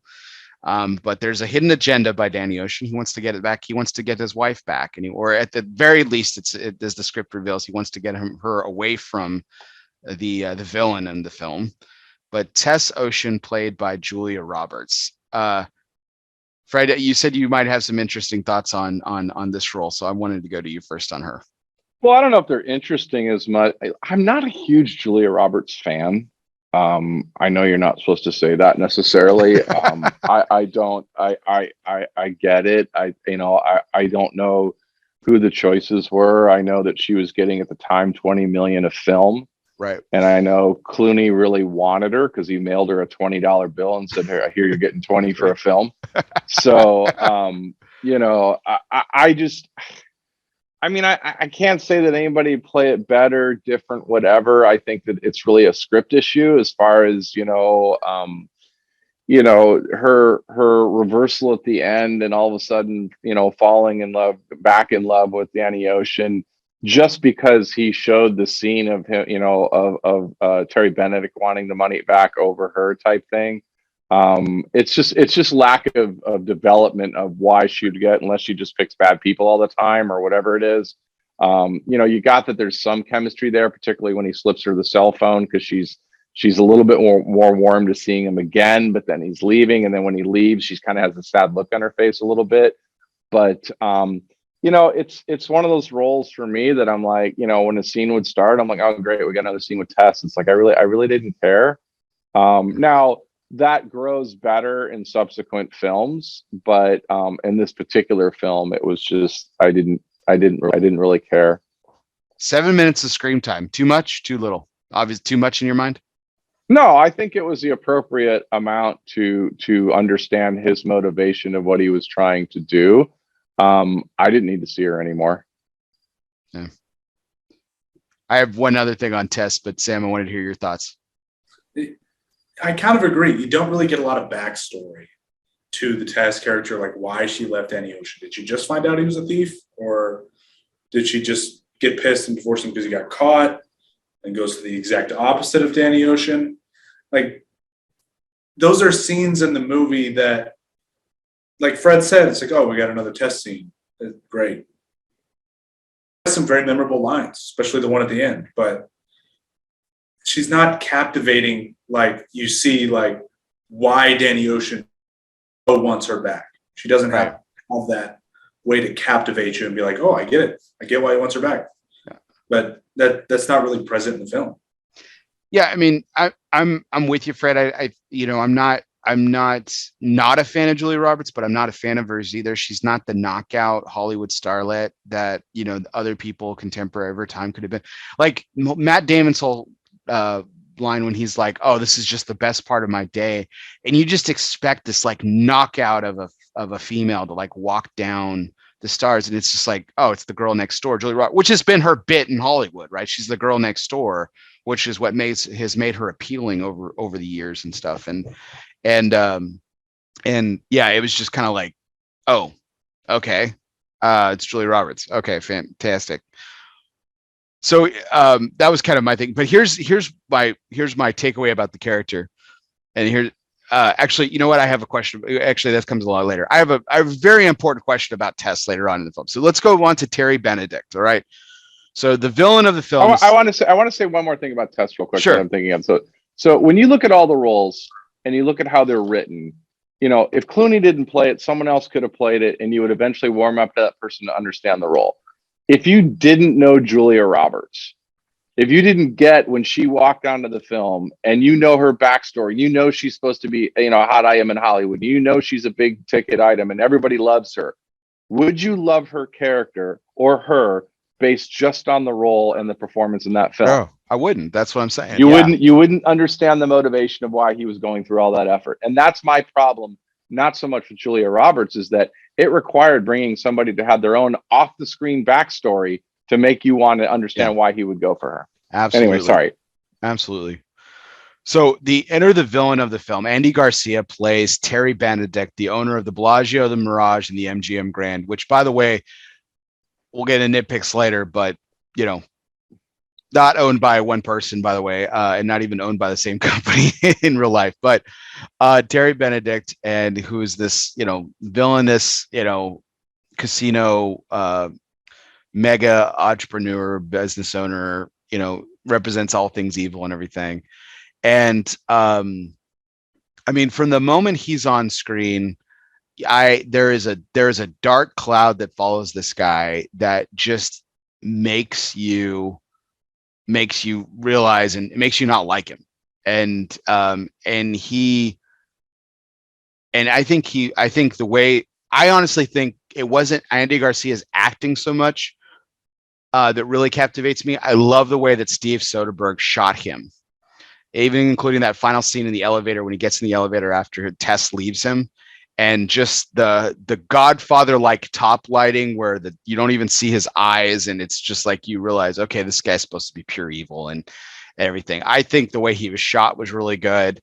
I think the character is got some interesting takes and everything like that. But I thought Andy Garcia did a pretty good job. But honestly, I think it could have been 6 or 7 other people that could have played this role just as well, if not maybe even better. I have nothing to take away from Andy Garcia. I think he's a talented actor, but those are my thoughts on him. So Sam, what did you think Andy Garcia as Terry Benedict? I think you're right. I think he's probably the character in the movie that you could replace the easiest. I think he does a very good job. And, he's shot in this way that he's menacing and he's pure evil.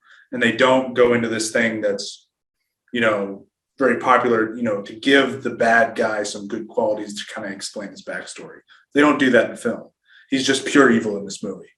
If you don't look at the other 2 Oceans movies where he becomes more likable, and you just look at this one, he's just pure evil, the way they shoot it. He's always wearing all black. The bad guys wear black, going back to, old movies like Casablanca, but I do think he's the easiest guy to replace in this film because the role is fairly straightforward. You are the bad guy, and that is it. I think he does a good job, but like you said, I think some other guys could have also done just as good of a job. Fred? Same thing. I mean, there's no depth to his role. Doesn't need to be. He is, and Barry, you pointed out perfectly, he is shot very well. They really paid attention to what his height would be in the screen, relation to everybody around him, what he would be overseeing, things below him in the casino, and all those shots that they had with him. Played it very well. I don't have a problem with how he played it. I think he did an excellent job. I also think I agree that there could have been a dozen actors that probably would have pulled off that role just fine. I think that if there's any flaw to him or the way he played it, and I don't know if it's him or script related, I never understood why Tess was with him to begin with. With the exception of the line, with the exception of the line that she says, does he make you laugh? Well, he doesn't make me cry. I'm like, okay, that without that line, I really wouldn't know. But then I'm like, okay, she sacrificed a lot of laughter and having fun or whatever for a guy that was stable and wasn't who she thought wouldn't lie to him and stuff like that. And she went that other direction. But other than that, you're kind of halfway through the film going, why is she even with him? When she goes to kiss him in the gallery and he's like, no, there's cameras around. So what? No one's allowed to know about their relationship. It's just, you're kind of kept in the dark. So I'm like, okay, so what does Tess even see in this guy? But again, that's probably more of a scripting thing, not necessarily the way he played it. Cause he's kind of playing what he's dealt, but yeah, I think a dozen people could have played that role and we'd be talking them in the same light with the same thing. So Fred, favorite character of the film, your opinion, go. Well, I mean, look, Elliot Gould's Reuben is probably, if I have to, pick one that I think is just like, every one of their moments is solid. It's hard to pick a favorite among everybody like that. But I also really liked the things with the Malloy brothers. I really think that, Casey Affleck and Scott Conn do just a great job of just their arguments of just two brothers. If you ever believed that there were two brothers arguing, or if you've known two brothers or two cousins or whatever, and carrying on what they would have been arguing with at 8-year-olds, and now they're just big 8-year-olds. I would say that would be the close second for me. But I have to say Elliot Gould. I think he's phenomenal in that role. Sam, favorite character? I have to agree with Fred. I think it's Elliot Gould as Reuben. Reuben, every scene he is in is phenomenal. There's no slow scenes with Reuben where he's not just either hilarious or he shows you this little crazy side or this storytelling side. It's fantastic. And like he said with the Malloy brothers, my other thing is, the duo of Pitt and Clooney. Yeah. Like the scenes they have together are just iconic. Yeah. If Pitt and Clooney's chemistry didn't exist, the Malloy brothers take the award home for best chemistry, right? Like you said, they're just like we talked about, they're just the best at that chemistry. They're very believable as brothers and everything. I mean, I love Ruben Tishkoff's the character. I think it's great. The Clooney Pitt, Danny Ocean, Rusty Ryan duo for me is still just catapults this film into just the ultimate rewatch. Just going back and you see them deliver the lines, and you go back and you watch the subtleties of their performance and just the little idiosyncrasies and everything, which we didn't even mention. The biggest idiosyncrasy of Rusty Ryan, we're going to talk about him and just talk about it here in just a second into great depth. But it, I love it. I love the overall chemistry of the film. There are a couple of misses here and there we kind of talked about, but just the Danny Ocean Rusty Ryan thing just does it for me. But that's fantastic. So quick break into a couple of fun segments here. First of all, what are we smoking? What are we drinking tonight? We're celebrating the 20th anniversary of Ocean's 11, the 2001 production of it. And I'm really, really excited to have you guys on. And we've been talking great length at it, and we've got a couple more segments before we put this to bed. But I am smoking. I've got another cigar about to light up here, but I'm wrapping up one of my favorite cigars. And I'm not just saying this because he's on, but it was in my top 10 a few years ago, and I absolutely love this cigar, and it is aged incredibly well too. Hats off to you, Fred, for making the Nomad Cigar Company, the martial law, the original release of it, ages incredibly well, man. I've been puffing on this all night, and it's stellar. I've really, really enjoyed this. So thank you. Thank you. What are you smoking, Fred? I've got a Avo Synchro, the box pressed South America version. It comes in these well, I don't know if they all do, but they come in these like little box pressed tubes things, which I just think is super cool. And I have Balvenie Doublewood, 12-year-old Balvenie Doublewood with the drink. That's right. I forgot. I'm actually drinking a whiskey in honor of Danny Ocean's character. I'm drinking the Rabbit Hole Cave Hill Kentucky Straight Bourbon whiskey, a favorite of previous guest Justin Andrews, who was on the Gladiator episode last year. So it is going really well with this martial law. Sam, what are you smoking and drinking? Speaking of Justin Andrews, I'm smoking a cigar you gave me, the Diesel Esteli Puro. Oh, fantastic cigar. I finished the Leanda #2 for Micallef, and it was phenomenal. I'm very much enjoying this right now with a little Willet Straight Rye. I always like to break out one of my favorites for when I'm on Bear. And the pairing is fantastic.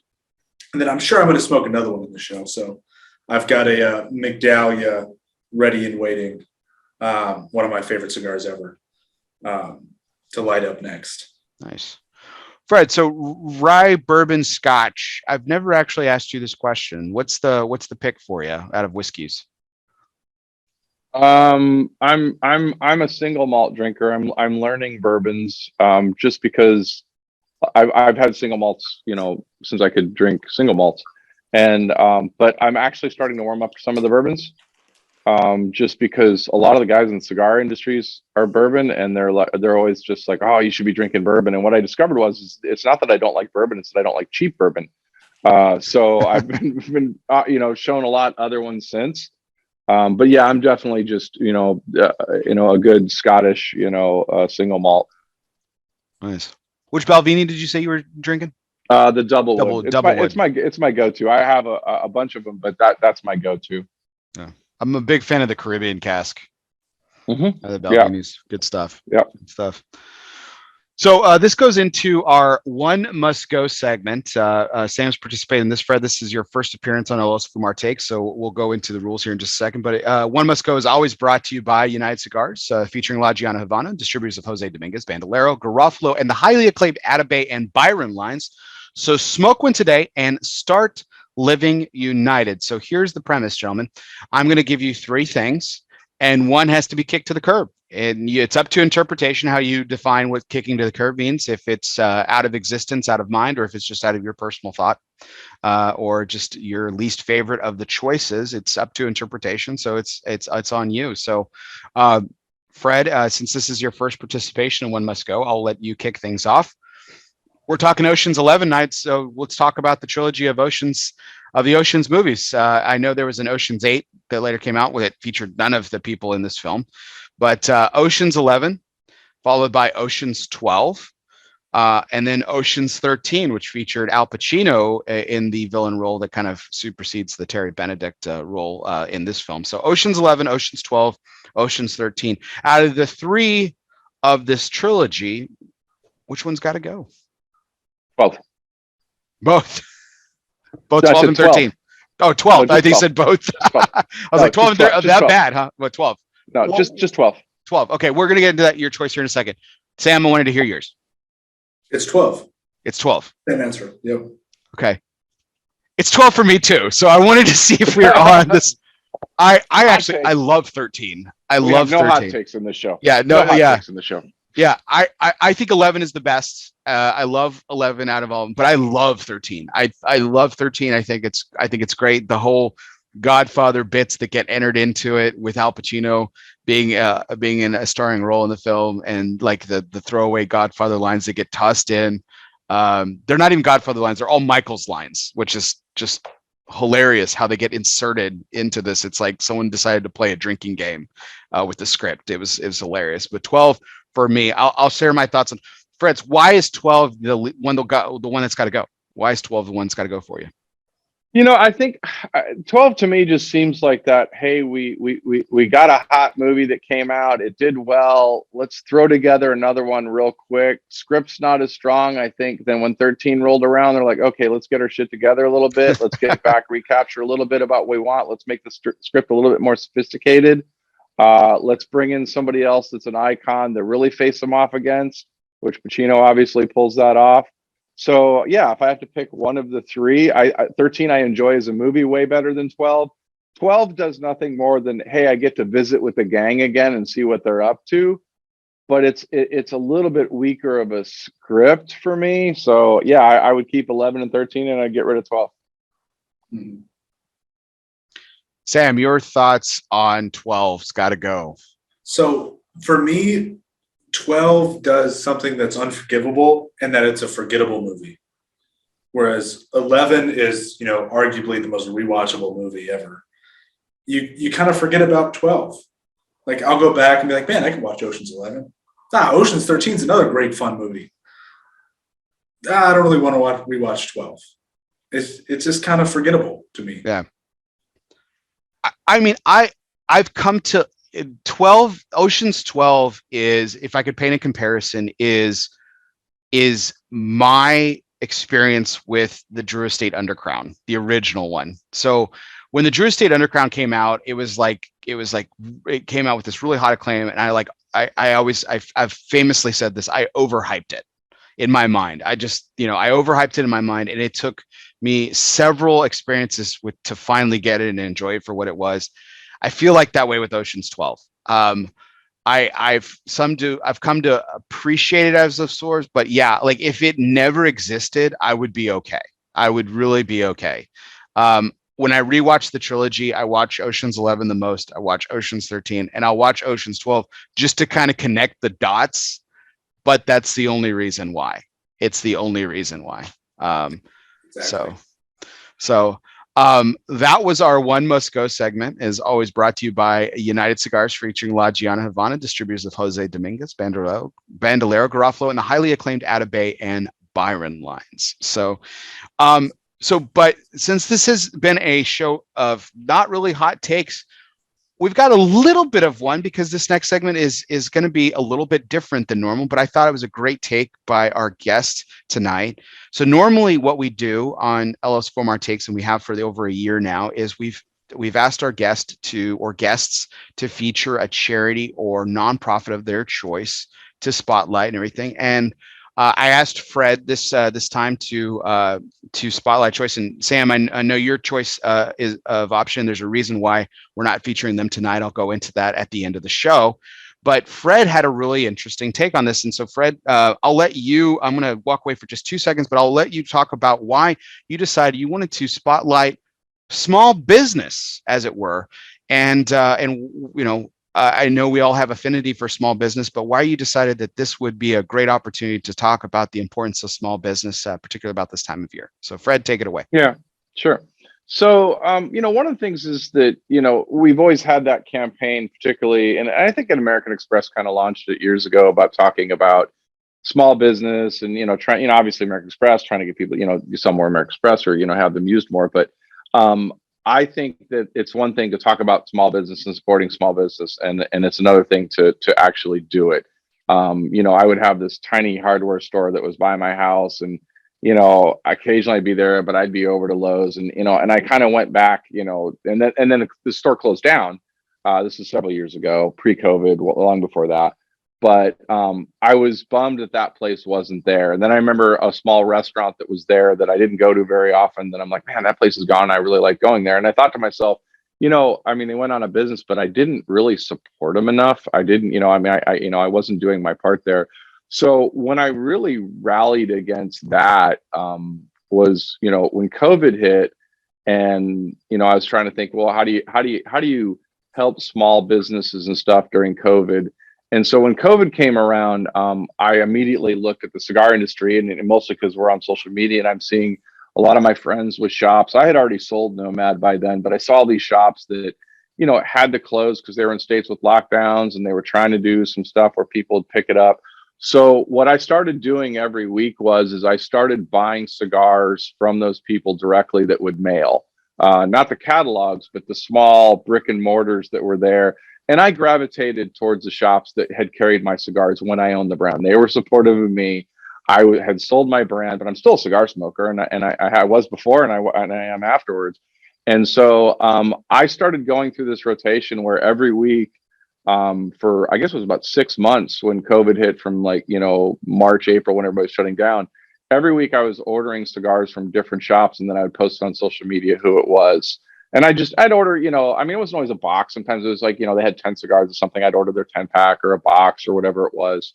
And I just started working through different shops that I knew that were people. And look, I knew my one box wasn't going to move the needle for them and stuff like that, but I wanted to send the message that it was small business. Now, the cigar industry, obviously, we're always talking about small mom and pop shops and stuff like that. And people like them, but then they go buy someplace else because maybe they get them 50 cents cheaper or something like that.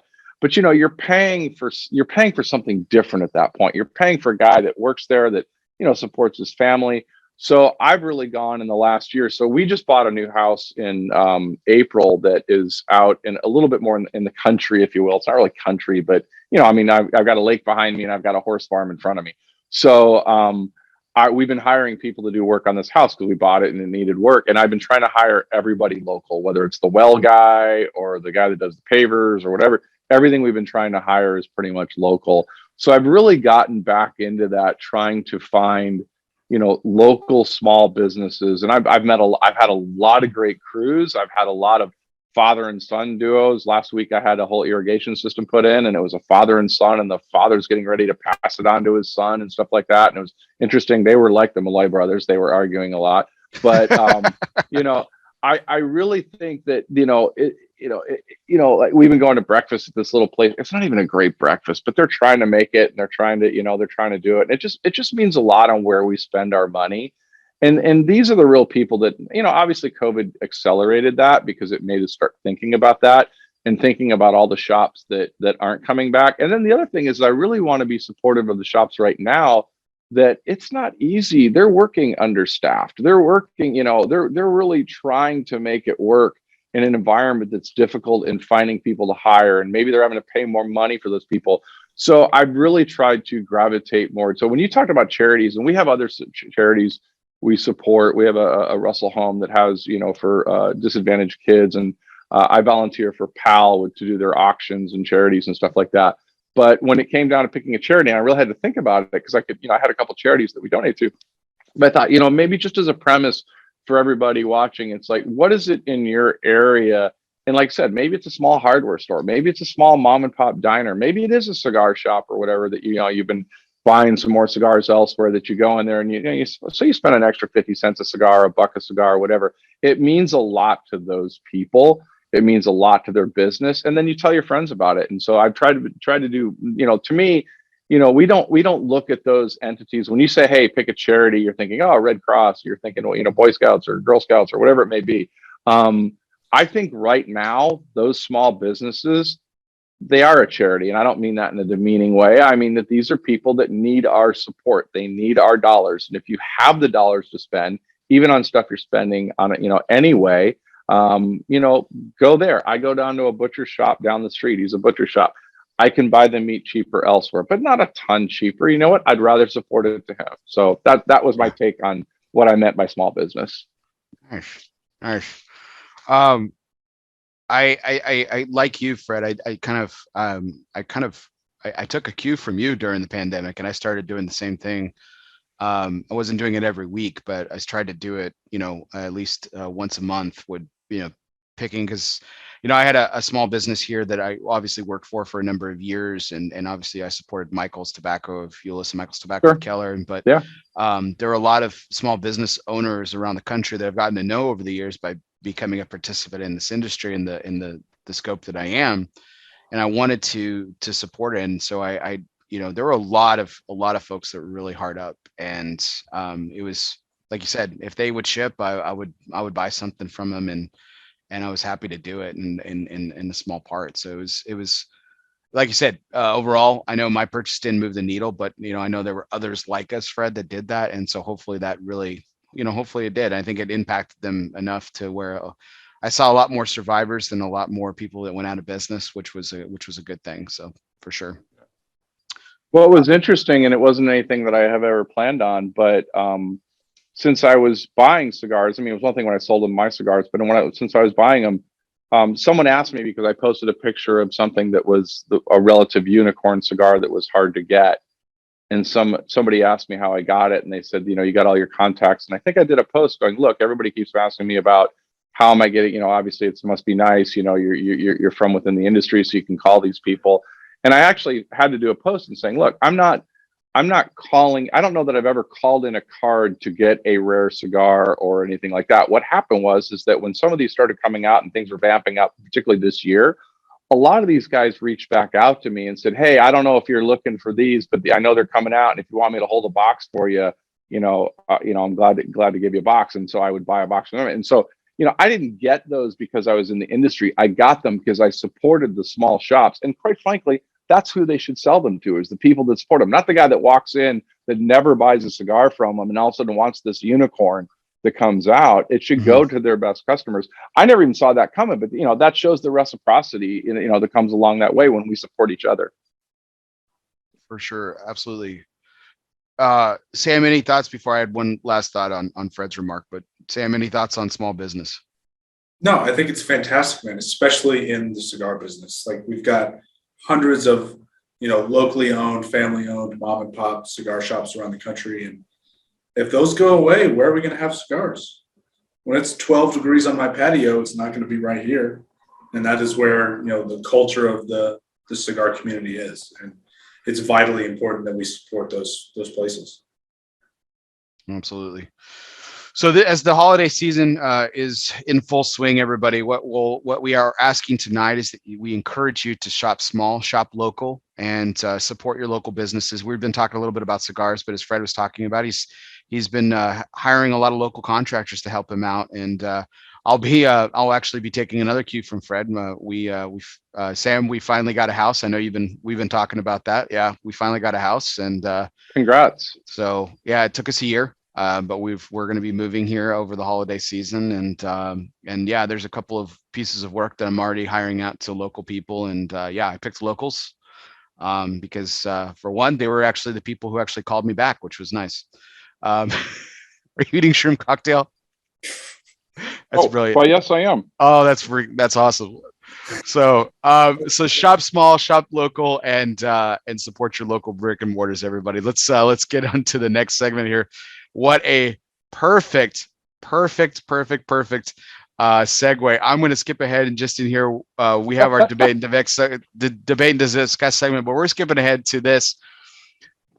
We went the entire first half of the show, gentlemen, without talking about one of the greatest bits in this movie, which is Rusty Ryan, character played by Brad Pitt, who is literally eating in every single scene that he's in, and he's never eating the same thing twice. I absolutely loved this bit. In fact, this is actually a trope that actually follows Brad Pitt throughout films, because as you could tell from the list that I copy and pasted into the show notes, guys, I actually got a couple of other movies in there. You probably saw that, but great. It one of the great scenes, and Fred, you're doing a great job of it, is when Linus is telling him about Terry Benedict and walking him through Benedict's day and everything. Brad Pitt is just chomping down the shrimp cocktail, and everything there. Did you? One little funny bit about this: he ate 100 during those takes. He ate over 100 shrimp for those takes that he did during that scene. That's a lot of fucking shrimp. That's all I'm gonna say. I don't know. Fred, could you eat 100 shrimp cocktail?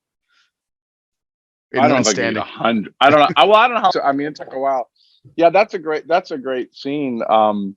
Which is interesting, by the way, and if you're looking for a gap in there, at one point he starts out eating them out of a glass. It switches to a plate, right, at one point in there. So I mean, I don't think anybody really notices that, but yeah, he ate. So I guess the whole thing with him eating, which is a joke from prior films. So when the actors eat, they go, off screen and stuff like that, and they go wherever and they're on their breaks. So apparently Brad Pitt stays close to the set, and he's always eating like right there. And so I don't know who decided to do it in the film. They just decided to make that a thing right out of the gate, where he always had food. Yeah. So when you're watching the scene, he is either eating or finishing eating, cleaning up his hands or something on every single scene. It's brilliant. What about you, shrimp cocktail, Sam? Could you notch down 100 of those in one standing? I don't know the time frame that all these shots took place, but that'd be pretty tough to eat 100 shrimp. I mean, that's absurd. That's nuts. So, yeah, go for it. I did read that it was Brad Pitt's idea to include the eating in every scene that he's in, which is hilarious. It's just. I mean, it's this awesome trope that kind of goes through every scene, but it's like, oh, this guy's just snacking away on camera in every scene he's in. It's fine. Well, it's funny because in interviews, he kind of tries to play it off like it was part of this character development. He's saying like, well, Rusty's a con, so he's probably always eating on the go and trying to eat whatever he can. So he's just always eating and stuff. Like, oh, dude, this is totally your bit. Like, whatever, man. Like, and because it exists in a bunch of his films, which is interesting. But I went ahead and made the list, guys. I found the list of everything that he eats in here. So I think I already know Fred's vote, but here it is. So it opens up the introduction with him. He's eating nachos before he goes into the poker game with Topher Grace and the rest of the teeny boppers. Bar nuts when he's going through the famous scene that Fred was talking about earlier with Linus. A cheeseburger with bacon, you can tell. And the closing scene when he's picking up Danny Ocean from prison, chewing a lot of chewing gum, cotton candy, and a soda at the circus where they get the amazing yen. Some kind of parfait or yogurt concoction, maybe fruit cocktail. I'm not quite sure what he's eating at the dog racetrack when he meets with Saul. He's finishing up ice cream when they come back from getting the pinch. He's also got a smoothie at some point. He's got a lollipop when he's outside the strip bar, getting the pass that the stripper has gotten from the in-house technician, and of course the shrimp cocktail. Guys, did I miss anything? Did I miss any of them? Nachos. The nachos, the opening scene. Okay. Was there one when the two brothers come up with the cart that they eventually take? Don't they put food? They do bring food. I don't know what it is. I don't remember what it is, but I think they do bring food. They do bring food, and of course he's eating it. Yeah. Oh man. Yeah, I'm not sure what it is. All right. There's an interesting thing from an acting standpoint, though, and I only remember because I did that for a while. But the one thing that works well for him, which is why I think he does this in other films as well. Because it's not like only an Ocean's 11 thing. I mean, if anybody's been on camera eating, more than him, I'd like to know who it is. Right. It allows an actor to be very grounded by doing an everyday routine. And when you see it on there, you don't think much of it. But here he is just doing what all of us do, what a real person does. and he can just do it and do it very matter of fact and help, still deliver his lines and stuff and still be just very grounded in this type thing. And I think that's just his shtick. I think that's what he does. And they talk about him always having food nearby, and that, I think that's the thing. How he didn't gain 20 pounds filming this movie, I don't know. But it works for him. Shrimp alone. Yeah, the shrimp alone. But my favorite part of the shrimp scene is he's got the napkin draped very gracefully over his arm, and he's just kind of delicately wiping and stuff. And he always cleans up too. Like he's always cleaning his hand. Like in the elevator after the ice cream, he's cleaning his hands. He even after he chucks half the cheeseburger at the end, he's, after the famous little heartburn thing or whatever he's got, he's wiping up after himself and everything. It's a really interesting character decision. So Fred, you mentioned it. I wasn't going to bring it up unless you did. You did some acting a little bit. Talk to us I did about your experience. Well, no, there. I mean, so when I got done with high school and stuff, and I went to college for a while, and then I studied at American Conservatory Theater in San Francisco, and I had a coach, and then I went to Oxford to do acting there and performed at Edinburgh, then came back, and so I did commercials and film and other stuff, and all the while was still doing stand-up comedy, which is what most people knew. But I was trying to do acting things, and at some point I just, it was always fun for me. And a lot of people I know that I had worked with went on and did really, really big things. I never got anything really big. I mean, I had a couple roles in movies that just all those scenes got cut, which I like to think wasn't related to me. But I enjoyed it. It was a lot of fun. So I do understand a lot of what it takes to film. As far as I remember being on Pier 39 in San Francisco, and we're literally shooting from 12 midnight till 4 a.m. on one scene, freezing our ass off. And you think that there's a lot of waiting around. So I have appreciation for actors that can sit there and they'll film like 3 lines, like, okay, we're going to reset cameras. And then they got 45 minutes to wait till everything's reset, and they got to pick right back up where they were. So I really, that's why I think I'm such a film geek as far as watching these people and really appreciating the roles that are good, even if I don't like the film as far as the script. But I mean, the acting, I mean, when you can zoom in on somebody, they can't hide. Stage is very different. I did stage before I ever did film stuff, and stage, you can get away with, losing attention and nobody can tell from the audience because, you're too far away. Camera's right there in your face. There's people literally 6 feet away from you, and an entire crew and a mic that's just out of room and stuff like that. And to maintain that focus and deliver the line. So when you get somebody like, Pitt and Clooney with that chemistry, we think we're just watching them and stuff like that, but there's a whole crew around them and they still have to do that. And they probably had to do that scene 20 times, over and over and over again to get the right one. And then you start getting, more fatigued. And now you're getting tired, and you're still supposed to maintain that energy. And I think that's what's great about this film is that they all had fun off camera, as you pointed out in the beginning of the segment or in the beginning of the show, Bear. And that helped probably maintain their energy to keep having these great scenes with these high energy scenes over and over again throughout, which I love it when they can pull that off. Well, yeah, very famously, the whole explaining of the heist scene when they're all in Ruben's house and he's going through it, Clooney's playing game show host and talking about the whole thing. They shot that many, many times to get the facial reactions and the couple of one-liners that are tossed by the actors in it. But Clooney had to perform his role over and over again repeatedly. And that it was, when you learn about that, it's insane that he had to do that so many times, and he had to hit his mark every single time to get these individual reactions around the room, because it wasn't shot in multicam, it was shot single cam. This wasn't a sitcom, so you couldn't just trade off camera shots and everything. So it was really great. Think about the actors that are in the scene that this isn't their moment, yet they have to be 100% focused every time that shot's being done over and over again, and not lose focus, not check out mentally, not be thinking of a grocery list or what their next film is or what their agent is doing. So that it's incredibly difficult. It takes a stellar cast to pull that off when you start talking so many people in the room at the same time. Absolutely. So Fred Rewey actually has an IMDb page for those of people who are curious. Do I? Yeah, unless this is another Fred Rewey, the one credit that they've got listed for you is the film Action. Oh, okay. The big time director is the role. 2010. Yeah. Is that you? Yeah. Yeah. I've never seen the film. Tell us a little bit about it.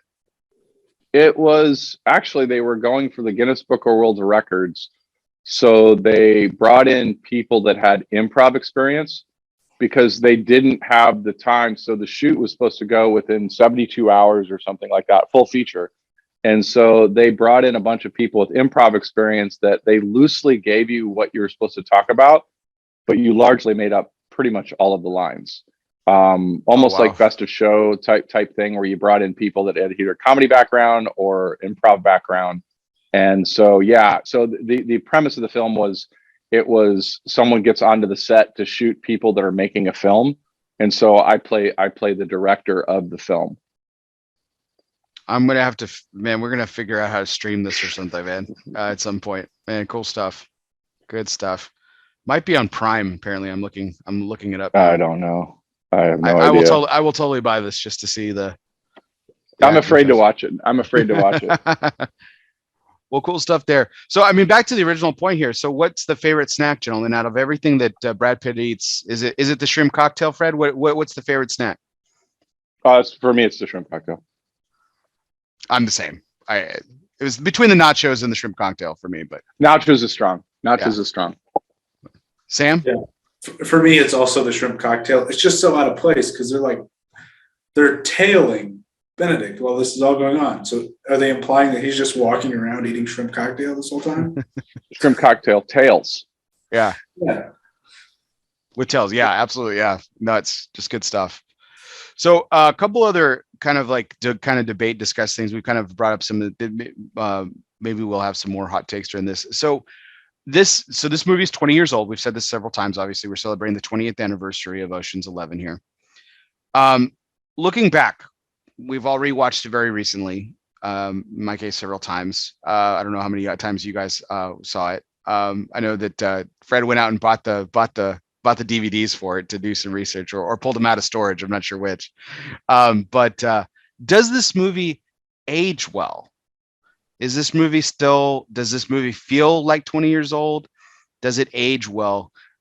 Fred, your thoughts. 2021, looking back 20 years later at this film, does this film hold up for you?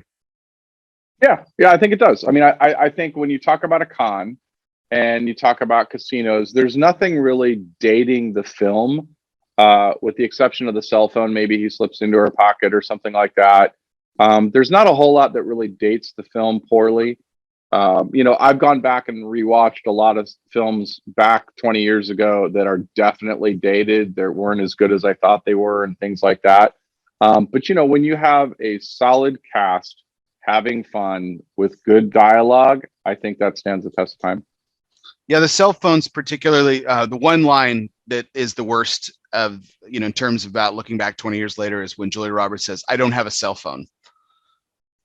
Absolutely would not happen in this day and age. Right. Unless we're talking about hippies living in the desert or something. Like, does not work. That's the only line in the whole film that does not work 20 years later, for me. But yeah. Sam, we talked about this with Lord of the Rings, how well that held up over 20 years when we were on the show earlier this year. But Sam, how old were you when this film came out again? Came out 2001. I was 4. You were 4. I told you we were going to feel old later here, Fred. So does it hold up to how your 4-year-old felt that it looked at the time? But I do think it holds up extremely well. I mean, there's nothing that really dates it besides, like you said, the one line where she says, "I don't have a cell phone." But that's really it. I mean, even the phone that he slips in her pocket, I mean, you could do that today with a burner phone. Yeah, you would, and you accept that, because even today, if it was filmed today and he slipped a small phone in like that, you would accept that. Mm-hmm. Mm-hmm. Yeah. Only the antenna would probably be the one thing you probably wouldn't, and nobody would think anything of it. Yeah, but besides that, I love the con movies. If you go back and you watch like The Sting or something like that, I think to me personally, movies about a con like this just age extremely well because they're fun and you could just keep rewatching them. And they're like, man, I enjoyed this movie this time as much as I did the last time I watched it or the first time I watched it. It's just a fun film that ages really well. So I saved this point from an earlier discussion when we talked about this being the greatest remake or not. So one of a film that comes to mind that I thought was way better than the original was the modern redo of The Italian Job with Mark Wahlberg.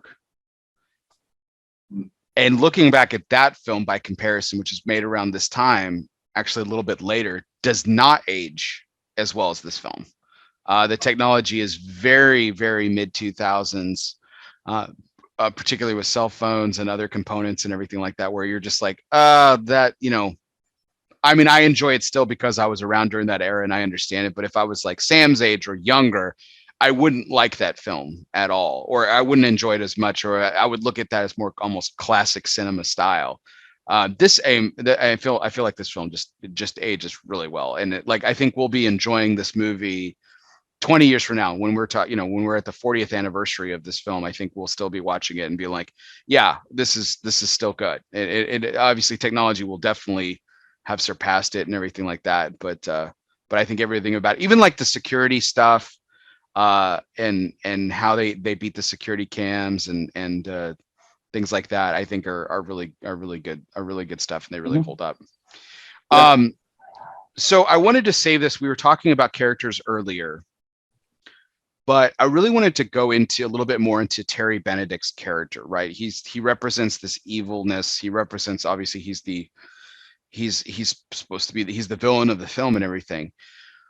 But I think this is an important question. Looking back at it, do you hate Terry Benedict?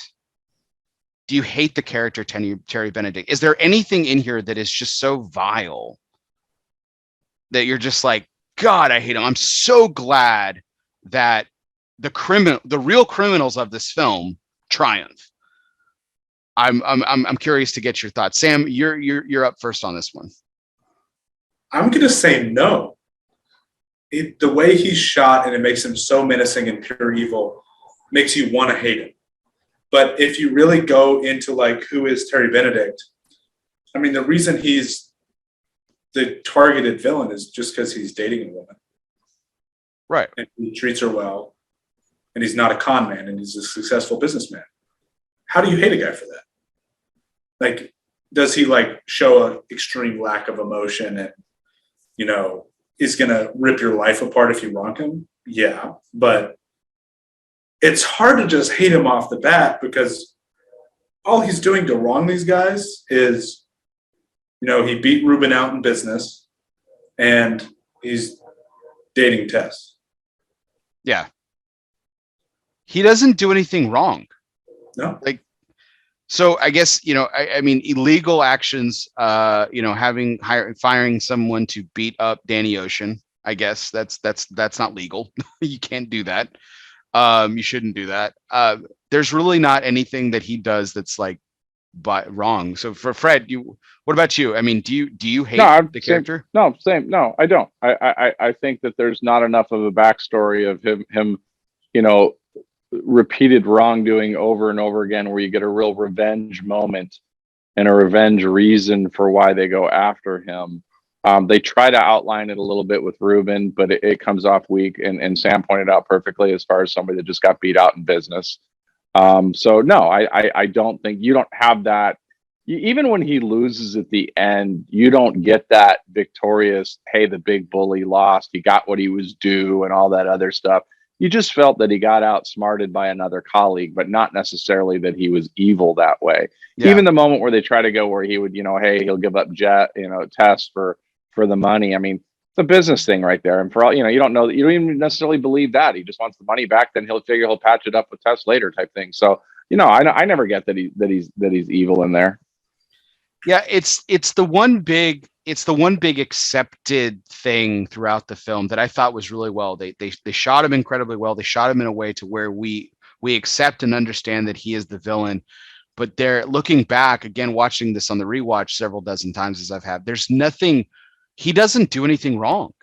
He's a business owner. He makes He's business. just running casinos. Yeah, and he's got a callous personality. That's his folly. Right, like he likes money. Like that's it. And it's interesting how he becomes this hated guy. And even throughout the other films, like he especially in 12, right? He's the reason why they're in the pickle that they're in. But even then, he's not the most hated guy in the film, really.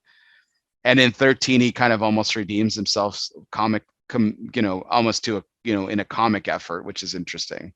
So yeah, Terry Benedict, an interesting character as a villain and everything. Here's my go ahead, Tim. It's funny you bring up 13 too, because I feel like you hate Al Pacino's character in that movie. Oh, 100%, right? He is. I feel like he is what Terry Benedict was supposed to be, right? In a way, like he's just Al Pacino. But even Al Pacino's character, he's just a ruthless business guy, right? I mean, he doesn't really do anything illegal necessarily. He manipulates. Just a huge asshole. Just a huge asshole. But yeah, you hate. I hate Al Pacino. I hate Willie Bank more than I do Terry Benedict. Absolutely, 100%. So we talk about this dynamic of Tess being this in the middle of all this and everything, and winning Tess back and everything like that. So here's an interesting question. Does Tess just have terrible taste in men? She's with Danny. She divorces a con man, and then she goes and, hooks up with the as Fred pointed out earlier, the antithesis of that, someone who's stable and a business person who's not going to lie to her necessarily. He's just not going to show her any affection whatsoever, apparently. So, does Tess have terrible taste in men? Fred, your thoughts? I don't know. There's not enough really. I mean, we know two of her choices. So, there's just not enough there to go off of. And I don't really know to care anymore, to be honest with you. I don't, to know more, I'd have to have her in the movie more. And it was the least interesting part of the entire movie for me. So I don't care. She answers the next question, Sam, but we'll go into that in just 2 seconds. Sam, your thoughts on Tess having good taste in men or not? I mean, he's right that, statistically the sample size is small. I mean, it's just these two guys that are the antithesis of each other. But if you just operate off the two guys, yeah, it's bad. Yeah. I mean, one guy who's a con man who clearly lied to her multiple times, and that's why he went to prison, and that's why she divorced him. And then you have another guy who will show her zero affection and never does it through the whole film, public or private. Like, he doesn't want people to know they're dating, but they have dinner every night together. Like, I think people know. She eats well in the film. I guess we could say that. Yeah. So her and Brad Pitt. Yeah, her and Brad Pitt eat great. That's for sure. So Fred already answered this question earlier. So, but I'll let him clarify real quick. So is Tess in the movie too much? 7 minutes of airtime. No, I think it's fair. It establishes what they're trying to go for, but I don't need to see her anymore. And I didn't really. You probably shouldn't have seen her any less either. Sam, are you in the same camp? What do you think? Do you want more of Julia Roberts or less, or the same? I'm in the same camp. I think she's there. She establishes what Danny Ocean is there for, but that's plenty. That's all I need to see from that film. If there was maybe a different actress that was kind of more, boom, walking down the stairs during like the shrimp cocktail scene that like captivated your attention, maybe more, but I think she's in there. I will say though, for her 7 minutes, she establishes her relationship with both of them very well in all of 7 minutes. Mm-hmm. And, so, I mean, you didn't need any more because there was going to be no depth to what that was. Absolutely. Yeah. Mm-hmm. It's interesting, man, for an actress so accomplished at that time in her career, making $20 million a picture, the whole $20 bit with Clooney sending her the script and everything. That's a funny aside, but like, yeah, I mean, it's really just kind of almost a throwaway role. It's interesting in her career. It's almost this interesting throwaway. She has such a bigger part in 12, which we've already established as like the lesser of the three, which is interesting. But all right, so here's a fun segment that I thought was I always like to do this with films in general. We've kind of skated around the edges of several opportunities here. So Fred, I'll leave it open to you here. Biggest nitpick in the film. What are your couple nominees, or what's your pick? The biggest nitpick that you saw as you kind of on the rewatch here. I mean, there's two. I mean, one for me is the fact the whole, you know, the EMT to knock out the power and stuff like that. You know, he establishes that it knocks out the Wi-Fi and things like that, and it's independent. Really, what it is, it's independent, non-hardwired items. That doesn't knock out the hardwired aspect of it, like, you know, in the original, they knock out a tower which supplies the power that goes to all the casinos. In theory, what he blew off wouldn't wipe out all the lights. It wouldn't wipe out generators that kick on, and it wouldn't wipe out a whole lot of other things that go along with that. But actually, my probably biggest one is kind of stupid, but it's the sheer weight of the money that they were stealing and they had to carry out, which to carry out that much in bills is over 300 pounds per person that they would have to carry. And they're going out with a couple duffel bags like it's nothing. So, and that happens, by the way, that is a classic mistake in a lot of films when they talk about the amount of money, and you know, whether they're taking gold or dollars or whatever, the amount of weight, amount of bulk, you know, they all of a sudden have like a couple duffel bags of what's supposed to be, you know, millions and millions and millions of dollars. You know, you're talking 22 pounds per million. It's 300 pounds per person to carry out of there. Not happening. There's one film that makes fun about the money capacity thing, and it's the in Dodgeball when Ben Stiller is bribing Vince Vaughn, and he's like $10,000 or whatever it is. He opens a briefcase and it's this little stack of money. He's like, it looks a lot less in real life, but the weight is still the same. But no, you're absolutely right, Fred. The amount of money is one of those big nitpicks for me too. Like it exists in every film where there's money involved, gold involved.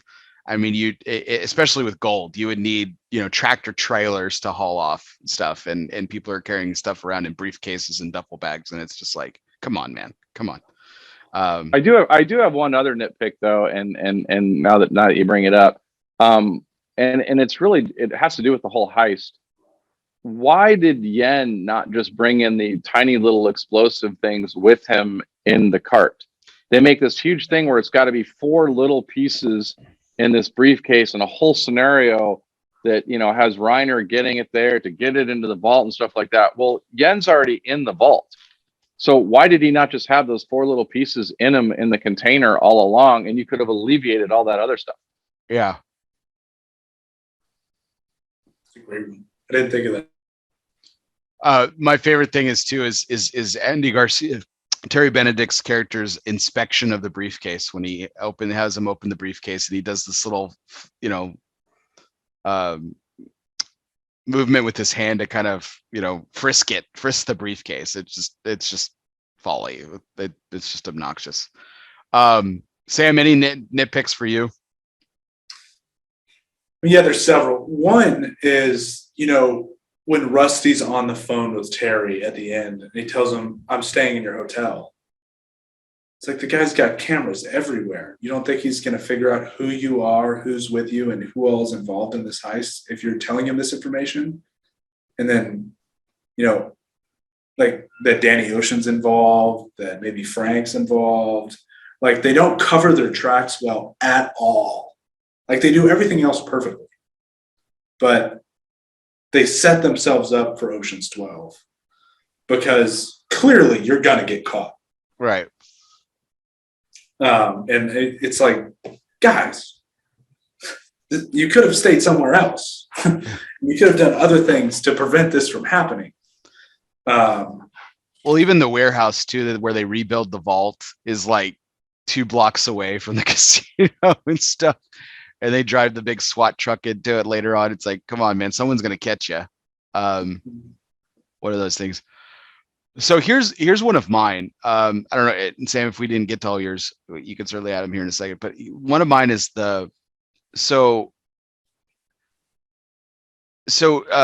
we mentioned about Terry Benedict's only crime is having George Clooney's character beat up. Well, as we know in the film, the bouncer's obviously in on it. But I would foresee this in real life time. It's about 40 minutes from when he goes into the room to until when the heist is over and he's back in the room. So for 40 minutes or so, this guy's got to sell the fact that he's beating the shit out of George Clooney. And other than being out of breath, his shirt being untucked, and one little blood spatter on his cheek, George Clooney's pretty much immaculate at the end of that. Like that was the toughest sell for me throughout the whole film. If I'm Terry Benedict and I'm looking at him, I'm like, okay, I'm right about this. My hunch is right. He's part of this. Like I'm shaking this out of this guy right now. Like that part of me is just that part of me was just completely lost. I was just like, I didn't believe it at all. Well, apparently when you go to prison, when he goes to prison at the end because of the parole, they also clean your shirt for you because the blood on his shirt from that incident there and the beating is gone when he gets back out of prison with his clean starch shirt again. Yeah. Yeah. My other one is kind of off that, like, that final scene with Tessa and Terry together when she says, Terry, there's always someone watching in your casinos. I mean, that sells out Danny immediately because he's the only person that would go in and purposely to get Tess. Like, he's involved immediately. So you know who you're going to target. Right. Mm-hmm. Yeah. And then they're still following him at the end too. Like, I'm just like, so, I know that leads us into 12, but I mean, 12 starts with the fact that he finds out the involvement of who's involved because it was disclosed to him. But like, I think Terry Benedict finds out and knows this whole time and he does it himself. You need it to kind of move 12 along, which again makes it the forgettable film, right? It's like that film starts off with like a huge nitpick already. So it's like already discounts 12 to this level. It's interesting. But yeah, my nitpick with 12 is 12. All right. So last couple things here before closing thoughts in our last curveball segment here. But I mean, we have to boil this down to our favorite scene, gentlemen. So Fred, again, thank you so much for your time tonight on this. Yeah, it's great, man. Anytime you want to talk movies, I'm in. Fantastic. We'll definitely have to have you. Sam has agreed to be part of these as we kind of move forward with doing a couple a year, and at some point we'll get to a film perhaps that was actually around during he actually maybe saw in theaters. He didn't see it on the rewatch on TV somewhere. Matrix 4 is coming out in December. That's right. There you go. There you go. So favorite scene, guys. Favorite scene. So Fred, what was your favorite scene of the film? It's hard to pick a favorite scene from the standpoint of like there's so much good dialogue between Clooney and Pitt that I think are great. You opened with one of the best ones. The other one being outside the warehouse when he's calling her on that it's about Tess. But actually, my favorite scene, probably if I have to pick one moment that's just, and I don't even think it's 30 seconds long. It's when they destroyed the old casino and Basher's in his hotel room watching the destruction of the casino on TV, but behind him out the window, the casino's coming down. And so he can just turn around and watch it live, but he's watching the casino destruction on his little TV. I just love that moment that just that's what he's watching. And all behind him is all the stuff happening in real time. It's like every football game played at Cowboy Stadium. The game's actually going on below, but everyone's watching the massive fucking TV above. Yeah, I love it. Oh man. Sam, favorite scene. So I think you and I have one of the favorites, but I'm going to let you do that one. But my other one is kind of, that point in the con movie that everything comes together and you as the viewer for the first time see it all come together, where you see, Ocean and Rusty working together and they're keeping the team in the dark, specifically Matt Damon in the dark about what is happening. And it all comes together at the end. It's just so satisfying to watch. But I'm going to let you cover what is probably my favorite scene in the whole film with Frank and Linus. Yeah, that's the one I'm going to end with. So the couple of nominees that I have for favorite scenes, I think the one of the opening scenes where we meet Rusty for the first time, the poker scene with the teeny boppers. I think it's hilarious because again, 2001, this was like the apex of all of these careers around this table.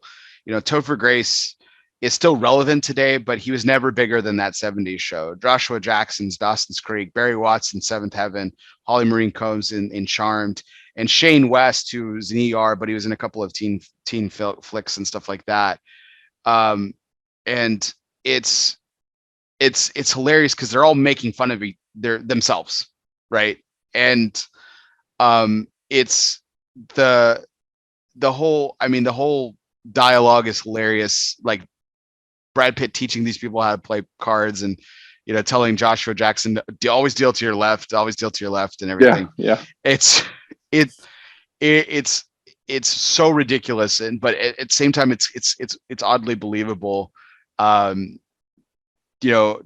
Grace, playing this Hollywood star, and when they come out of that scene and they get trounced by the paparazzi, and Brad Pitt and George Clooney just kind of walk away scot-free. It's just it's fun how they make fun of themselves.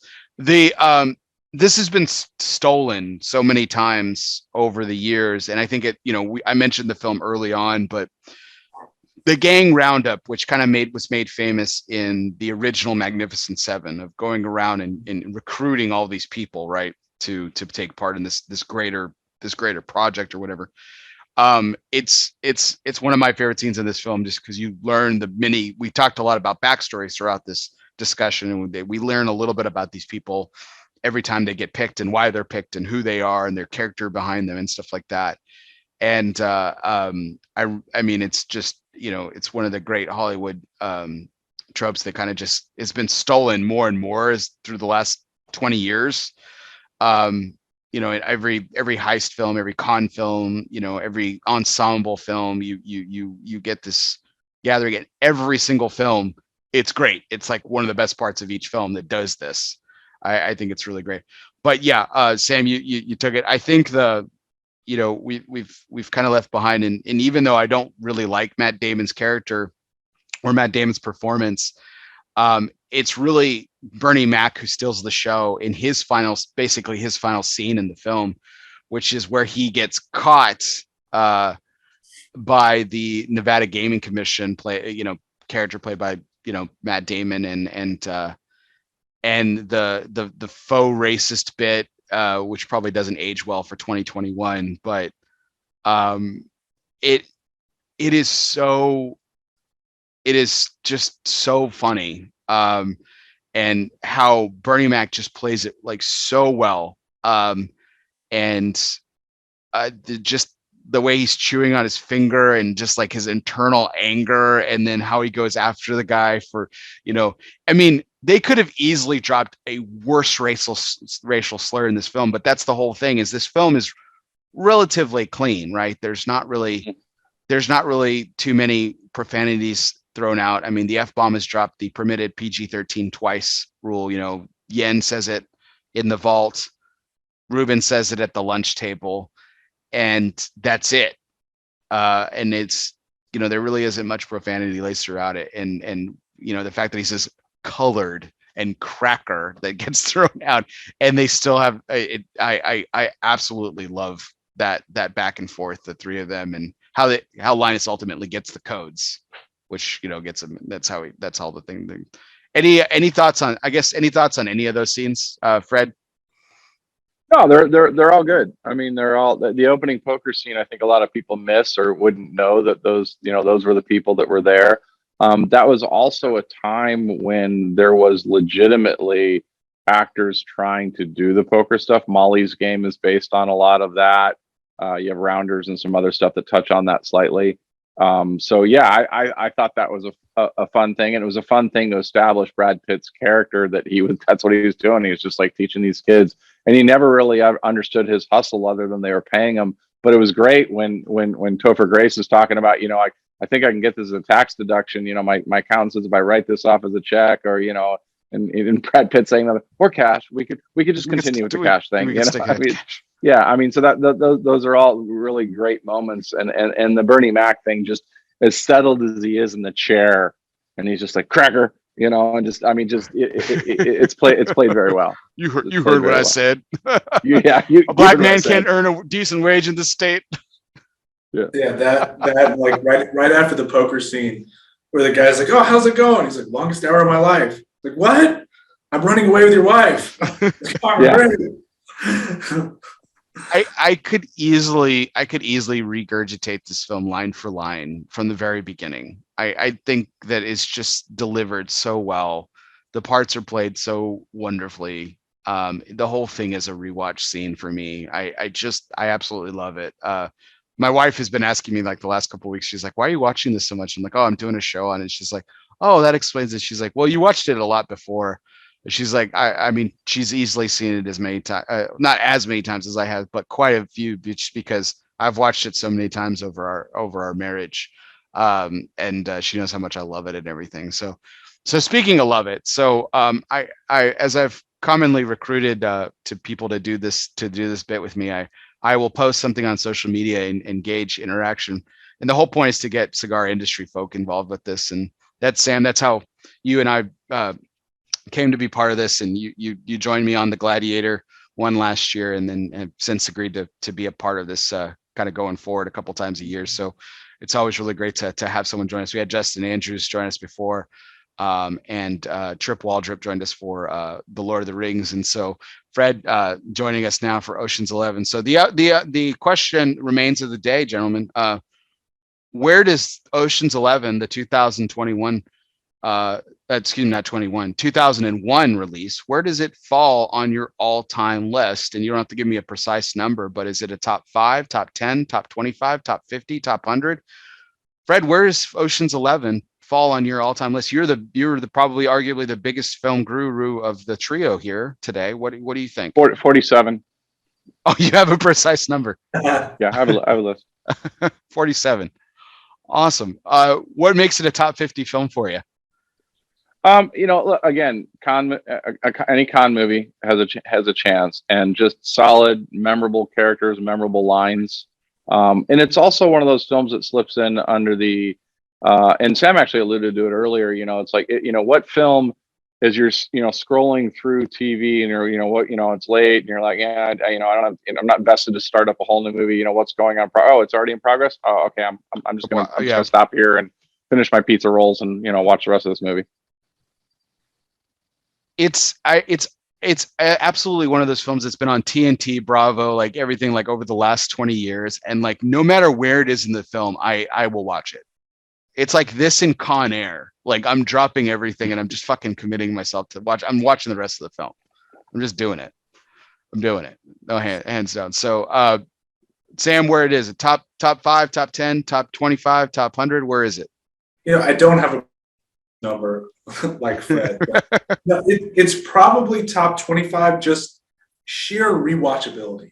Like, some movies in my top 10, I'm not going to just be like, oh man, I'm going to finish that movie even though it's already started. But this movie, it's like, yeah, I could pick it. It's going to be a great flick anytime I want to watch it, wherever I pick it up in the film. It's just a great movie. So I would say top 25. I need to come out and write a list of where I rank movies, but I haven't gotten around to do that yet. It's probably top 30 for me too, just on true rewatchability and how many times I've actually seen it. Absolutely. But we've mentioned our partners a little bit, and the amount of times that we've probably rewatched films that we've probably annoyed our partners to a certain extent at some point with some of these. But from what you can tell, is this a film that your wives have enjoyed? Yeah. Does she watch a lot? Does your wife watch a lot with you, Fred, or is this something you do? Okay, so it's something you guys share together. Yeah. Okay. Nice. So I know you've made your wife sit down and watch some of these films. So, what did she think of this when you sat down and watched it with her? So for me, I actually got to show her this movie for the first time. She'd never seen it before, which I was like, how the hell have you never seen Ocean's 11? but she loved it. She loved this movie. She sat down and rewatched it with me yesterday in preparation while I was, taking some notes and getting ready for this. But she loved it. I mean, I still can't get her to watch, the original Star Wars or Lord of the Rings, but she very much enjoyed Ocean's 11. We'll have to work on her for that. So, gentlemen, before the curveball segment for our last question, any final thoughts that you want to share on Ocean's 11? I think we covered it pretty well. I don't know how we haven't covered everything at this point. Yeah. Well, the movie is an hour and 56 minutes long. We have gone well over that in just discussing it. So I think we've done a good job. But Sam, any I don't want to steal anything from you. Any thoughts that you wanted to share? No, I don't think so. And you said it was an hour and 56 minutes. They packed a lot into this hour and 56 minutes. They sure did. And they did a great job doing it where it doesn't feel long. And it's just a great flick. I'm glad we got to do it on the show. Yeah. I mean, we could have done an hour and 48 if we'd have cut out Tess, but I'm willing to go with it. At least we learned about the heist in the first 7 minutes as opposed to 50 minutes in with the original. I'll just say that. That's true. That's very true. So last question of the night. And before that, just want to thank you, gentlemen, one last time. Thank you so much. This was a lot of time that you dedicated on a Sunday night. Fred, like you said, well past your bedtime. Thank you so much for making some time to sit down with me, have a conversation. Absolutely. Come on my this show is great. for the first time. This is great. Good stuff. So our last segment, of course, is sponsored by Dunbarton Tobacco and Trust. Bassballs or curveballs, it doesn't matter since the company's inception. Steve Salk has been knocking them out of the park 6 consecutive years in the consensus top 3. Yep. I looked it up and even got fact checked by Mr. William Cooper, a Cigar Coop Primetime special. So gentlemen, very straightforward. We've been talking about this film this whole time. Here's the curveball segment. What do you think of George Clooney playing Rusty Ryan and Brad Pitt playing as Danny Ocean? Could it have been done? Yes or no, and reasons why. Fred. I think that Pitt could have played Danny Ocean. I don't think Clooney could have played Pitt's role. Any reasons why?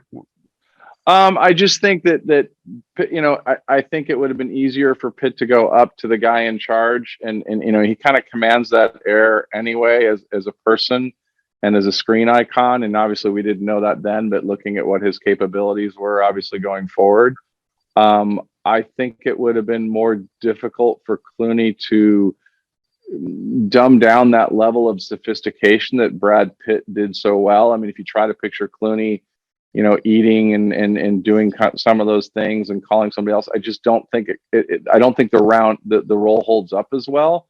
But I think if you picture Brad Pitt in Clooney's role, you can go, yeah, I could see him. Obviously, he's going to change how he acts, but I could see Pitt being the guy putting it all together, you could see him being the mastermind on that. I just don't see Clooney dropping down, and I don't mean that in a credit way, but I just don't see him dropping down to Pitt's role and bringing the same magnitude to it that Pitt did in that role. Sam? No, I kind of agree with you. I don't like either person. I don't like them switching roles at all. Yeah, I think the subtlety of Pitt in his role is phenomenal, and I think you're right. I don't think Clooney pulls it off in this subtle way, being not the lead character. But I also don't love Pitt in that role.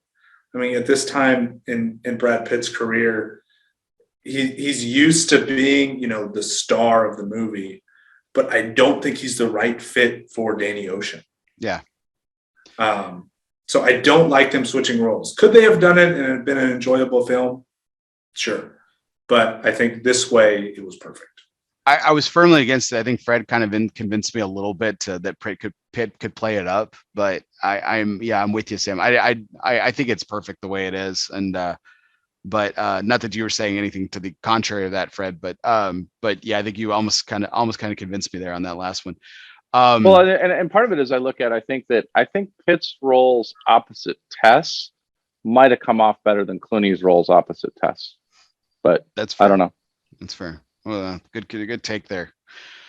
So, well, gentlemen, I thank you once again for all of your time this evening. I think, Sam, Fred has challenged us when we do 2 towers next year that we got to come in costume next time. So I think I was already trying to brainstorm ideas, but I don't know what I'm going to come up with. I'm not sure I could pull off like Legolas, and I sure as hell don't. While I have the beard for it, I'm not really too fond of playing the dwarf. So just come in as a giant tree. Own it. Just own it. There we go. Awesome. Well, gentlemen, thank you once again. Thanks to our audience for staying up late with us. We went well over what the film actually did on screen. An hour and 56 minutes of screen time. We did well over that, dissecting it, describing it, debating it. What an awesome film this is. Top 50 for all of us. A film that we really enjoy. I love on the rewatch. Check it out. You can stream it anywhere on any streaming probably place that you can find. It's always on Netflix or Prime or something like that. So check it out. A great film, and starring George Clooney, Brad Pitt, Julia Roberts, and the ensemble cast that we went into earlier. So some really great performances. For all our audience out there, check out our YouTube page, ELOSOFUMAR, as well as our Facebook page as well. You can download us on wherever you listen to podcasts as well. Apple Podcasts, Spotify, Google Play, Podbean, or wherever you listen to podcasts. Be sure you hit the subscribe button. Leave a review for me as well. If you are our subscriber, do me a favor, hit unsubscribe, but don't forget to resubscribe. That really helps my numbers so that I can get great guests like the 2 gentlemen in front of me tonight. So thanks a lot to Mr. Fred Rewey, Sam Spencer. For everyone out there, this was our 192nd take live from the Alec Bradley Lone Star Studios of Euless, Texas. I'm your host, Barry Duplessis, as always. And guess what, everybody? We'll see you next time.